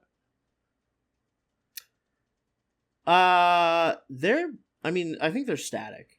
Oh. I mean, they're in designated spots. yeah. I mean, there are places you have to go. Like, yeah, but I just wish that like there was some dynamic to it. Like I to where I make it less predictable is what you're saying. 100%. I guess we can't all be Days Gone. But like this is a game about preparation. You know, this is a game about curating your gear for like a specific task. So like, I don't know. I don't think it's like, dude, fighting BTs is annoying. Like I don't like it. It's not that it's like bad. It's not really any worse than humans. I mean it is. But they are creepy. Very much something you don't want to fuck with if you don't have to. Like, you know? Like, and I don't know. That's the name of the game is avoidance, if you can. Yeah, like they're not like the whole point of the BTs is that like they're ghosts, they're dead, right? Yeah, you're not just gonna get rid of them. Like they're not gonna go away. You can, but also like by the point you get to the mid game of the original game, like you are so set up with skills and weaponry and items that the game almost encourages you to go into BT fields, get caught, and getting to big engagements with bosses because the resource rewards were so fucking good. I guess I never really felt that way, but I don't know. I wasn't getting super sicko mode on it. I don't know. Like I wasn't necessarily going for the resources. I was just going in to clear them out so I could actually drive my car through there without having to stop and waste 10 minutes trekking through a field. Yeah, for sure. But then like a lot of the like because you don't plan the highway loadout or layout, and a lot of that kind of just avoids problem areas. Yeah. So it's like once you progress enough, like you're not running through fields anyway. Are the monorails kind of the same way where you don't plan their layout? Right. The monorails specifically connect from mines to distribution centers. Gotcha. So like you're not a civil engineer, right? Like you're not planning all this. You are collecting and delivering resources to make it happen. Yeah. right? So just like the roads, there'll be like these pavers that are set up to extend the track, that you just dump. But zip lines you can still place wherever the fuck you want. Zip lines you can still place wherever the fuck you want, and the monorail can be used as a zip line. Hell yeah. So wherever that is, that's like always a permanent zip line. And also, like I said, you're on a fucking hovercraft that can travel through the tar currents. Like there are all these like subterranean currents of this tar, and like the ship can like sink down into it and then like come back up at like pretty much any station you've connected to the network. So they have like a more robust fast travel system now. It's kind of crazy. Okay. Which actually makes it kind of like, it's really easy to use, but it's like a trap, and you got to be careful about using it, because like if you have cargo on the ship that you're going to deliver somewhere else, if you fast travel the ship while there's cargo on board, that cargo will now be marked as Magellan for your like porter grade, which means you don't get hardly any likes for delivering it because you cheated. Oh. Gotcha. They still make you do it. They still make you go cheated through the game fucking... and yourself. You didn't. Yeah, you didn't cheated learn. by using the hovercraft. You didn't fucking hoof it yourself. You filthy bitch. So that's something to keep. Like, I didn't know that, and I filled my private locker on the ship up with so much lost cargo. Oh no! And then was like, ow. What a waste. I mean, you can still turn it in and get a little bit of likes, but it's not worth the effort. I have one more question. This is pretty important to me. Okay. The best content in all of Death Stranding 1 were the bespoke levels where you were fighting Mads. How they were set in like that was your World War II. that was your That was favorite. the best? I think That was those your were the favorite part? best, the coolest shit in that entire game to me. Were those bespoke levels. Is there something on par with that here? Absolutely. There is. I mean, Okay. it's almost weird how similar it is. Because it's a different character, and it's like a slightly different setting. I think, like, instead of being a World War I battlefield or whatever, it's like you're in Spain or Mexico during some festival where there's just like giant like fireworks going. It looks like hell. Like, it looks crazy. But yeah, you're fighting this new guy who you've seen in the trailers, portrayed by David Hayter, who looks like fucking Snake. Whoa! Okay. I don't know I what thought the deal is. Hideo Kojima hates David Hayter. No, he brought him back. And like he has this, like, when they introduce him, he That's has this spoiler. like bandana on, and he like pulls it off, and then he takes it and like ties it around his head, and you're like, oh, It's Italian man, David Hayter. what a dick swinging move that is. Yeah, it's fucking sick. Love it. But yeah, Love you're it. doing the same thing in those levels that you like. It Okay. there's even a new series of, like, when you hook up its story, like in between story like chapters, when you're like hooking up to Lou, you have like these fucking like memories, right? These bleed through memories like you did in the first game, and they're new memories. I don't know whose they are, because in the first game they revealed whose memories they were, and it was like, okay, but now we're seeing something else from like a different person, and it's like, maybe the structure of the game, even like narratively, is a little too similar to the first game. I don't know. It works very similarly to the first game. Well, that's why the game was able to come out in less than 10 years. Yeah, I mean, they And- did make it very quickly. So it it's sounds like, Luca Marinelli, not David Hayter. Oh, I thought that was Yeah. David Hayter. Italian David Hayter. but David Hayter is in this game, isn't Is he? I don't think so. I could have sworn. Well, yeah, I don't know why I thought that too. I mean, he's Whatever. Snake. Like, when you think of Solid Snake, you think David Hayter.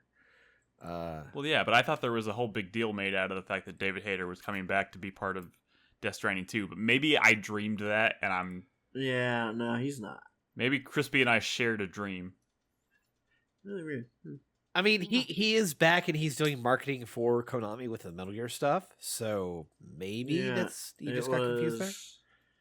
Like a Dragon, Yakuza 0 Director's Cut, and then Metal Gear Solid Delta Snake Eater. Fuck yeah! Oh Yep. yeah. Fuck yeah! Can't We're wait 6 for weeks that. out from that, gang. I know, but Oh my God. yeah, there's a couple big story twists that I feel like I've already kind of figured out. So I'm curious if the Do narrative they excite is going... you? Do they excite you? The prospect of those? They do. I mean, they make sense, right? Like, I don't know. The status quo of what's going on with Sam and Lou, where I'm at in the game right now, doesn't make a lot of sense to me. Okay. I'm not really sure what's going on. That's part of the course. But they just introduced a new character that really seems to be like the key to all this, and I'm like, Elle Fanning, by the way. Gotcha. This is a pretty stacked cast, a bunch of people, a lot of people doing really good stuff. The new guy, all the new characters have been great. I love them. Dollman is great. Tarman, which is George Dollman, Tarman, Deadman. George Miller's character. Yeah, I forgot the- George These Mega Miller's in Man this. bosses, and we don't realize it. Dude, Tarman's whole thing is that, like, yeah, I don't know. It's He really loves sad. Tar, dude. No. He's okay. Like, yeah, I don't know. So, like, he's the one that drives the ship, and the whole way he's able to do that is because he's missing his right hand. He lost it in the tar, so his hand is like floating around in the tar currents of the world somewhere, and he's still connected to it. And because of that, he can maneuver the currents. So, like, he plugs his like tar covered stump of a hand into the control console to like pilot the ship. And then, like, he like eventually he tells you the story of how he lost the hand, and it's like really sad. Man, well, I don't know. I don't know why I'm surprised. I'm not surprised. Kojima's fucking bonkers. I love it. I fucking love it. I can't wait to get. All the new characters are great. There's a girl who, like, after you meet her at her bunker, and then she joins the crew, and then, like, you'll be out in the world and you'll start picking up cargo for her bunker, and you're like, huh, okay, and then you take it to her bunker, and it's like, she's like, oh, sorry, she has an aviary in her bunker, and she like has a greenhouse and an aviary with all these birds. And she's like, oh, my birds, they know how to use the order console, and, like, they will do it. So, like, just take them what they want. They always order birdseed. There's, like, just a bunch of, like, birdseed packages all over the place. And, like, when she sends you this message, so, like, they replaced whatever the old system was with, like, a new kind of, like, social media. So all the characters that you're connecting are also all on this social media thing. She sends you a post explaining that the birds are the ones who are ordering all this shit and that they know how to use the equipment. And then, like, one of the replies to that thread is the bird just going like, Sam, come back. Sam, I want to see you. Sam, I can't wait for my package. Sam, I love you, Sam. Like, See there, and there's the humor. Good. There's the humor. It's so good. You keep Sonji in chat says Moby Dick energy, and the funny thing is the cutscene where you learn about his past, you learn about it because you open a copy of Moby Dick that he loaned you, and a picture of him and his son are in the book. And that's what triggers the whole thing. So, yeah, real on the nose. There's nothing subtle about this game. Like, Man, I mean, what your footage you keep what a game. Your footage you keep being attacked by chiral bats or something like that. I had to look chiral it bats. up. There's also, like, there's a bunch of new chiral, like, animals. Yeah. And, like, the chiral bats and, like, the little chiral guys that crawl around the ground will, like, fuck up your batteries if they touch you. So, like, they kill them, kind of a thing. Is there some kind of chiral batted man or something? I wouldn't put it past Kojima to put that in there. Well, of course, but no, not yet. Are you gonna play this, Chris Davis? Because you were famously like not the biggest. I didn't want to play it right now. I kind of want to wait and get a couple patches in, maybe later this year.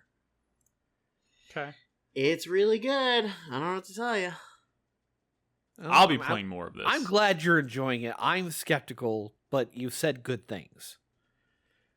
I think I can't wait. If you liked the first game, this game is That's me. going to be an improvement. Can't You wait. know? Can't fucking wait. Good. All right. So Ain't no before one we going to be wrap calling up, this one a walking simulator. I'll tell you that, Nicholas. Well, nobody called it Okay. a walking simulator to begin No, with. I It was know. a UPS simulator. but somehow it fucking works. I don't get it.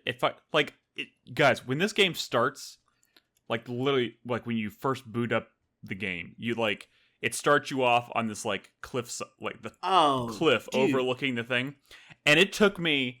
I shit you not. They're like they tell you kind of like narratively, like in the opening. Okay, just head down the. I forgot what the terminology. Yeah, you have to go they down use the is. ridge.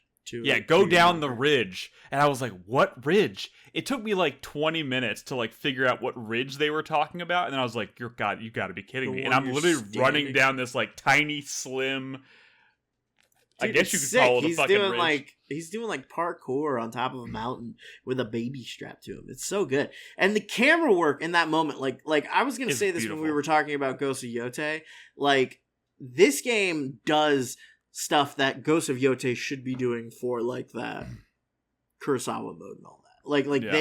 they nail these like huge, like kind of slow moving, picturesque shots so perfectly. It's Yeah. incredible.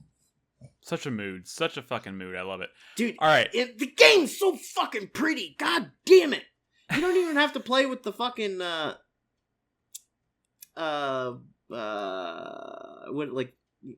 what are the two modes? It's like a performance mode and a Quality Oh, mode. quality mode or mode. whatever. Yeah. It's like it's better to play with the performance mode because it Yeah. looks so good anyway. Get Yeah. those extra frames. It looks amazing. I just don't want to look at Iceland for 90% of the game. It's Iceland? it's not, but you know, whatever. Dude, Oh, are you saying fucking- that Death Stranding 1 reminded you of Iceland? 100%. Oh. I mean, what's wrong with Iceland Iceland? or New Zealand, one of the two. It was such a New mood, man. It Zealand? was such a... Are you crazy? I just want to see foliage and trees and shit. And like there was one area of Death Stranding 1 that had that, and they never did anything with it. Probably the coolest area in that They game, if didn't I'm being do honest. enough with the trees. Bog Noise is like one of the most beautiful places on earth, and Chris Davis is in here talking shit. All right. I just like trees. What's wrong with trees? Man, fuck trees. That's why I asked just about the kidding. jungle. I know, but like, never mind. All right, guys. Before we wrap up, is there anything else we would like to cover this evening? No. Next, did you want to talk? No. Brad No? checked out 30 minutes No. ago. Brad's gone. Y'all were spoiling This is Death a Stranding 2 recording. like crazy. We were not actually, and I know that because I'm playing. I warned I mean, you. I warned you. it was pretty minor. It was pretty minor stuff. Yeah. It really was. Hey, look, next week we'll be talking about fucking Donkey Kong Bonanza. yeah. So that'd be pretty cool. That'd be And pretty other cool. things too. And other things as well, as always. So why don't we wrap up with the 4-player minute? Brad, Yeah. I hope you've been thinking about your 4-player minute as you've My been ignoring 4-player the Death minute Stranding is a conversation. fantasy critic check-in, bro. See how I did that, motherfucker? I just gave you an opportunity to do a fantasy critic check-in. Yeah, to waste a bunch of time before the 4-player minute, but I'm making it part of my 4-player minute, homie. Two birds with Okay. one stone, motherfucker. Okay, go Fantasy for it. Critic check-in. What is going on with Fantasy Critic? Well, Donkey Kong Bonanza is going to have reviews drop tomorrow, and that should be a big one in terms of a Fantasy Critic payout. What if we're all disappointed? Disappointed? Like, what if what they're do you bad? mean? What if the reviews aren't good? What if? Don't be stupid. What if they're like 80s? Don't be low a 80s? stupid boy. You're being a stupid boy. Low saying. 80s, dude. If saying. Donkey Kong Bonanza is low 80s, you can have it. I'll give it to you in Fantasy Critic. Give it to me. I'm suffering.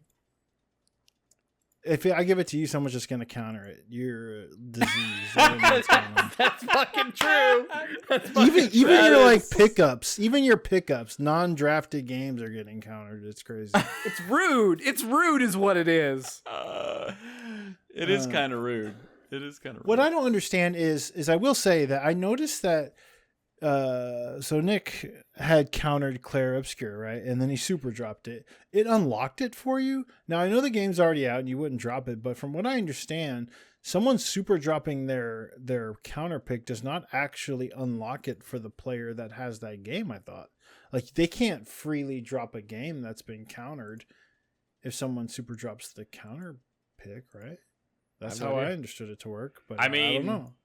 We might need to get clarification on that. I'm not. I mean, most people are gonna super drop a game, a counter pick that actually scored poorly for them, so it's probably never going to be an issue, but we'll see. Yeah. So I mean, that's gonna. Who has Donkey Kong anyways on their roster? Who I think has that's Dolan for Oh, me. it's me. Yeah, Oh, fuck you. Interesting. God damn it. We'll see. It's gonna be. You didn't realize this was a whole entirely a ploy. I don't actually. I hope it's think, terrible. I think Crispy is still the biggest threat here. Although Ed's been coming up. He's been coming up for sure. He's had a couple of, Tony Hawk came out. Like all of his games have been scoring like solidly, and it's looking more and more like Hades 2 actually is going to ship by the end of the year. He recently picked up Ninja Gaiden Ragebound with no competition. He counterpicked your Tenebrosomnia game, which, I think is a strong counterpick because horror games I feel like are just kind of indie, maybe even fair. double indie taxed. You know what I mean? It's fair. And it still doesn't have a date. I mean, granted, it's only July. We're halfway through the year.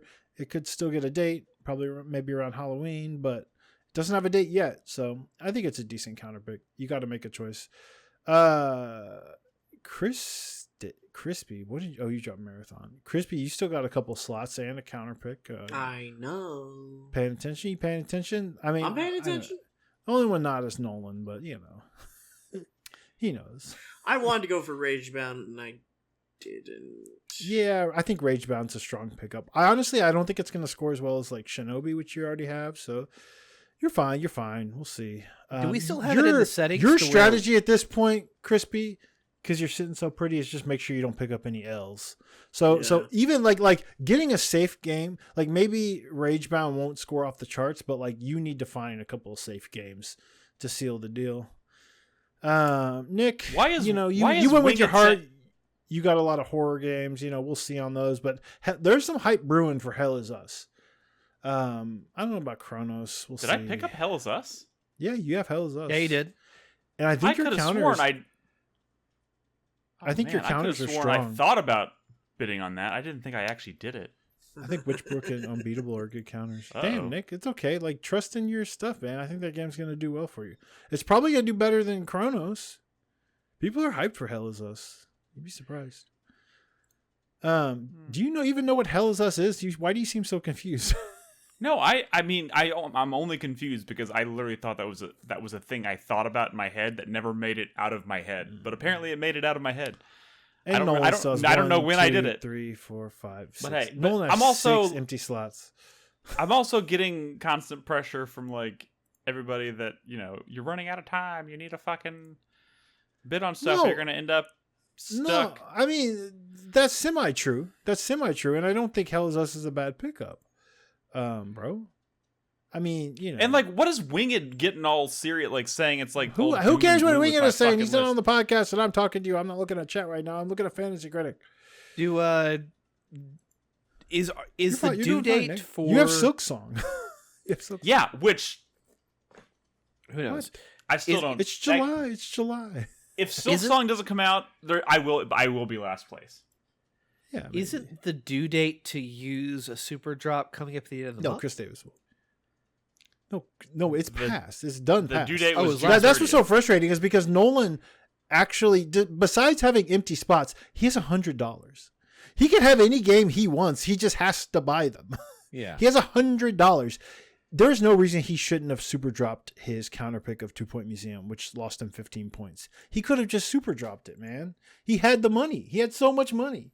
But, he just wasn't really paying attention. And that was his only L so far. He got Death Stranding overperformed, I think, a little bit. It's at 89. That's really good. Yote's going to score really well. He has 6 empty spots. And let me tell you, somebody made a joke. but I can think of 6 games he should pick up. I'm not going to tell him what those 6 games are, but I got 6 games. Thing is, I have no slots, so I've just been missing. Like Ed's like, oh, I couldn't believe anybody didn't grab Rage Bat. I was like, homie, I've had a full roster for a while. I can't get anything. Could you but tell I could me? think of 6 games he could pick up. I can't. I'm not going to tell you shit, Chris Davis. Fuck off. You know what? Let me see. Let me look at you real quick. Let me look at you. Yeah. I mean, maybe I. Do I have any games two, that are not because you- counterpicked at this point? You need help, man. Not Dragon Quest doesn't even have a date, does it? Or did it finally get a date? I don't think they You know have it's a coming out date this yet. year. It's supposed to be this fall. I mean, whatever. It's July. It's July. It's getting late to pick up games, but it's not like it's not getting late to pick up games. It's getting late to like bid on games that don't have like dates. Maybe that's a little risky. But there are still games that don't have dates that will get dates for this year. I mean, stuff comes out. We always do that. But don't wait till we've had people wait till December. I have a couple games in mind, but I'm waiting to see if they get any updates about are they actually coming out this year? Only advice I get for you, Nick, is to maybe chill a little bit on the horror games, because those do get taxed. They get taxed, oh, man. And Carlos, I think he's a bit of a sleeping giant. Honestly, he's got. I think maybe Silent Hill F he should have passed on, but I think he's got some good shit. I mean, I don't know. We'll see. Anyways, that's it. I don't know. There's not too much like new action. Mostly Ed kind of making moves. His game's dropping, but DK coming. Chris Davis, man. I don't know. Damn. Jeez. How could we have predicted this? Well, I mean, it's not a predicting, bro. You gotta make smart choices. I need my friends not to fucking meme on me during draft night. Go steal from my Super League roster. That seems to work out pretty well. Moving on, Brad. All right, Chris Davis, what's your 4-player minute? Let's go. My 4-player minute is split between me saying fuck off to EA because they have once again done their EA thinking and have shelved another one of their key franchises. Like, granted, I'm not much of a Need for Speed fan at all, but that studio is sitting on so much fucking back catalog IP. They could fully fund their operations for a year just by selling off like 20% of it. Like it's fucking ridiculous.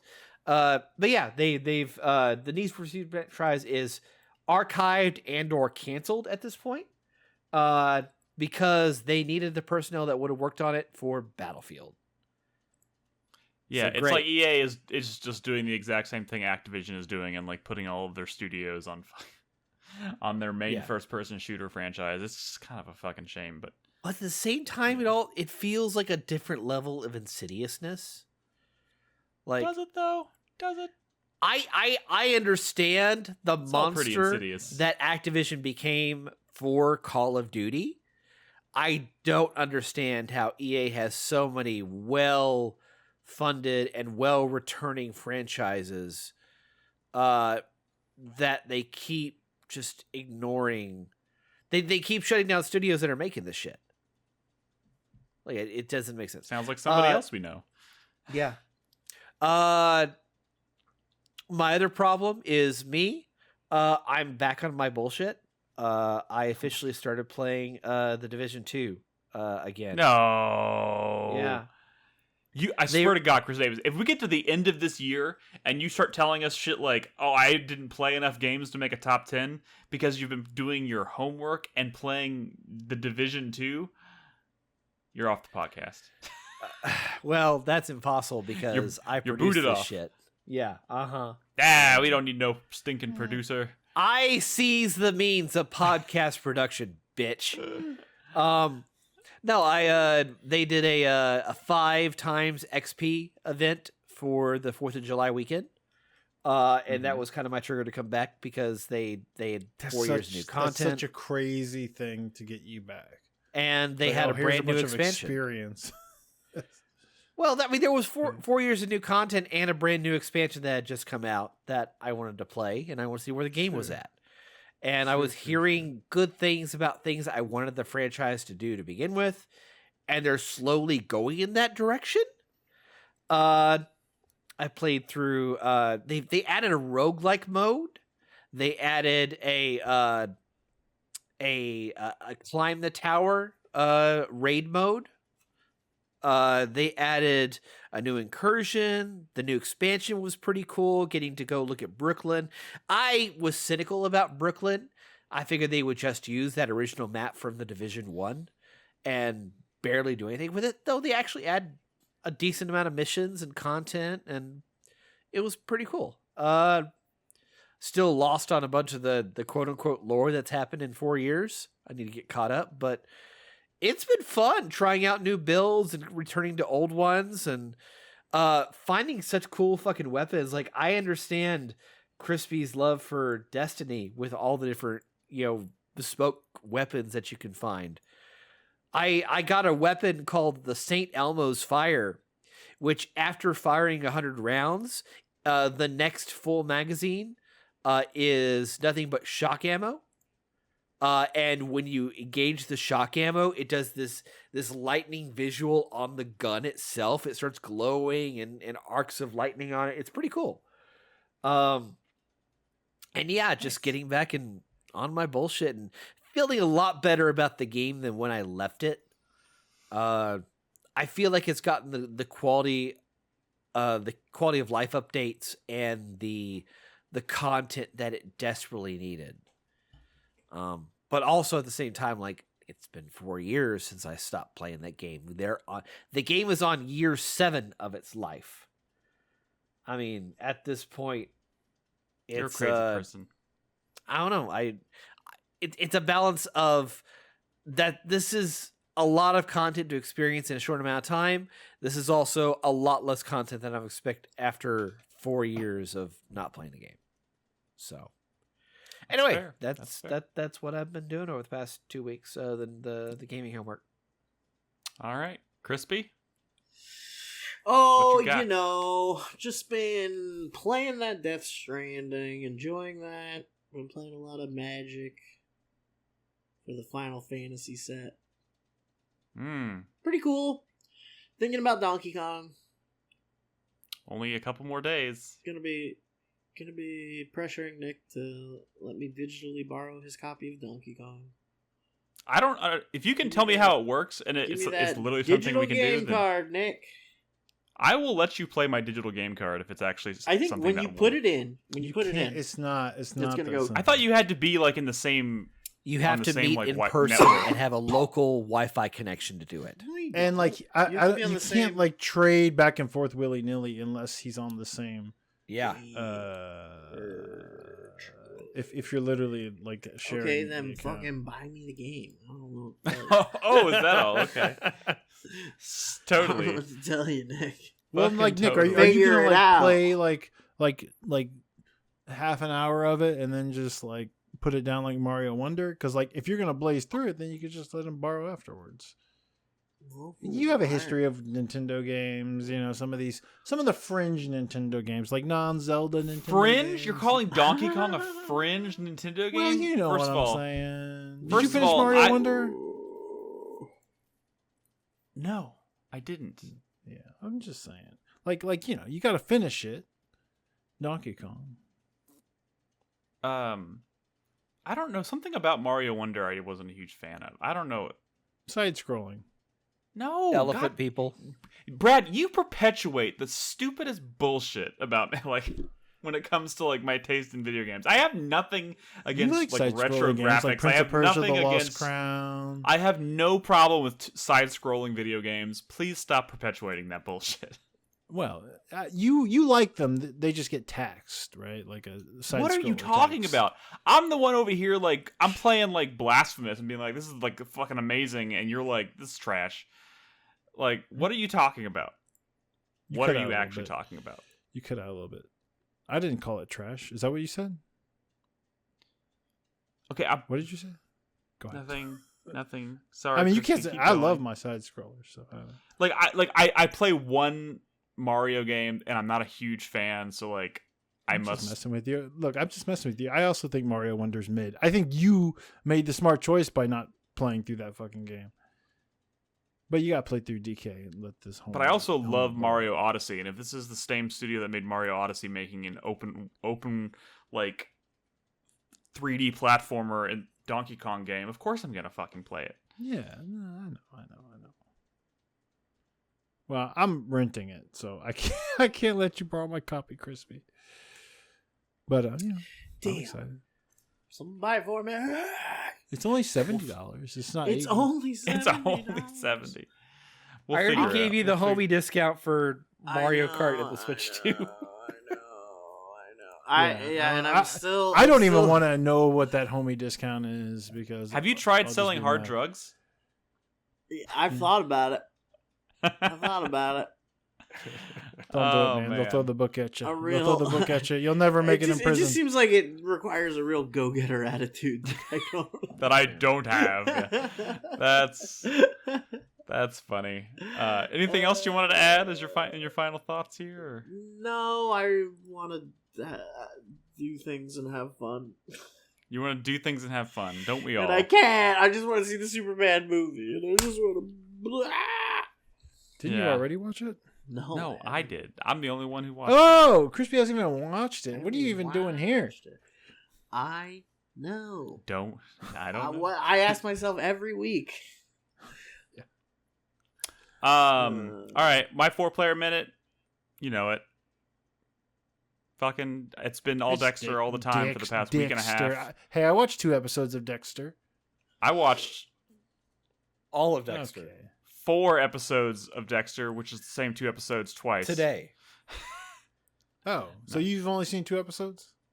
Yeah, I mean, we've all only seen 2 episodes. Well, I didn't know if like the premiere was like more, no, the premiere was just the first episode. If you got some screeners or some shit. No, I do know somebody who got the screeners, and they've watched the first 4 episodes. Yeah. But not I. But yeah, I went to New York City for the premiere. It was fun. It was good. What'd you think about those first 2 episodes? Really good. Or did you just want to talk about the premiere? I'm sorry. Did you meet Dokes? I didn't. Well, I was on the. They put me on the red carpet because I didn't realize this when I went, but they actually like set a space aside for us on the red carpet. You know where all the for interviews. Yeah. Well, for pictures and interviews, but they put me on the second row, but I was like elevated, which was actually really good for taking pictures because I could see over everybody's head. But there was a buffer between me and everybody. But I was like 5 feet away from like everybody. So I got like 300 plus pictures on my phone of like everybody. Uma Thurman was there. That was pretty awesome. That's the one thing about the show where I'm like, where is all this going? There's like this plot line here that there. I have a pretty good idea. I have a pretty good idea of where it's going. It seems like a lot. You know, it does. But they're going bold, and I like that. They're not just settling for doing, the same formula they've used over and over again. So I think they're going pretty bold, pretty ambitious. I like it. And I had a really good time in New York City. Played a lot of Lumines.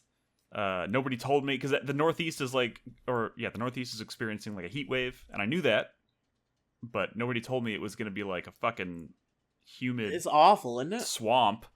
It's awful. Yeah, it was the fucking worst. And the last time I went for the premiere, it was like in November, December, so it was like fucking cold as balls outside, and I really wish it was like that again. That part was awful. But yeah, I had a really good time. And so I'm taken up the mantle of starting and managing the Discord for Dexter Daily, because he doesn't have one, and I offered to do it, so now I'm managing that Discord as well, so that's been kind of taking up some of my time. So yeah, it's been a lot of Dexter all the time. Does that mean we could delete your Dexter channel and our Discord? I'm actually probably going to delete my Dexter channel at some point. If y'all have any interest in talking to me about Dexter, I now have an entire Discord with like 200 people in it so far. I don't have anywhere else to talk about home furnishings, so maybe I'll take it over. Oh God. Yeah, sure. You can. It's all yours. Turn it into talk to Chris Davis about home furnishings.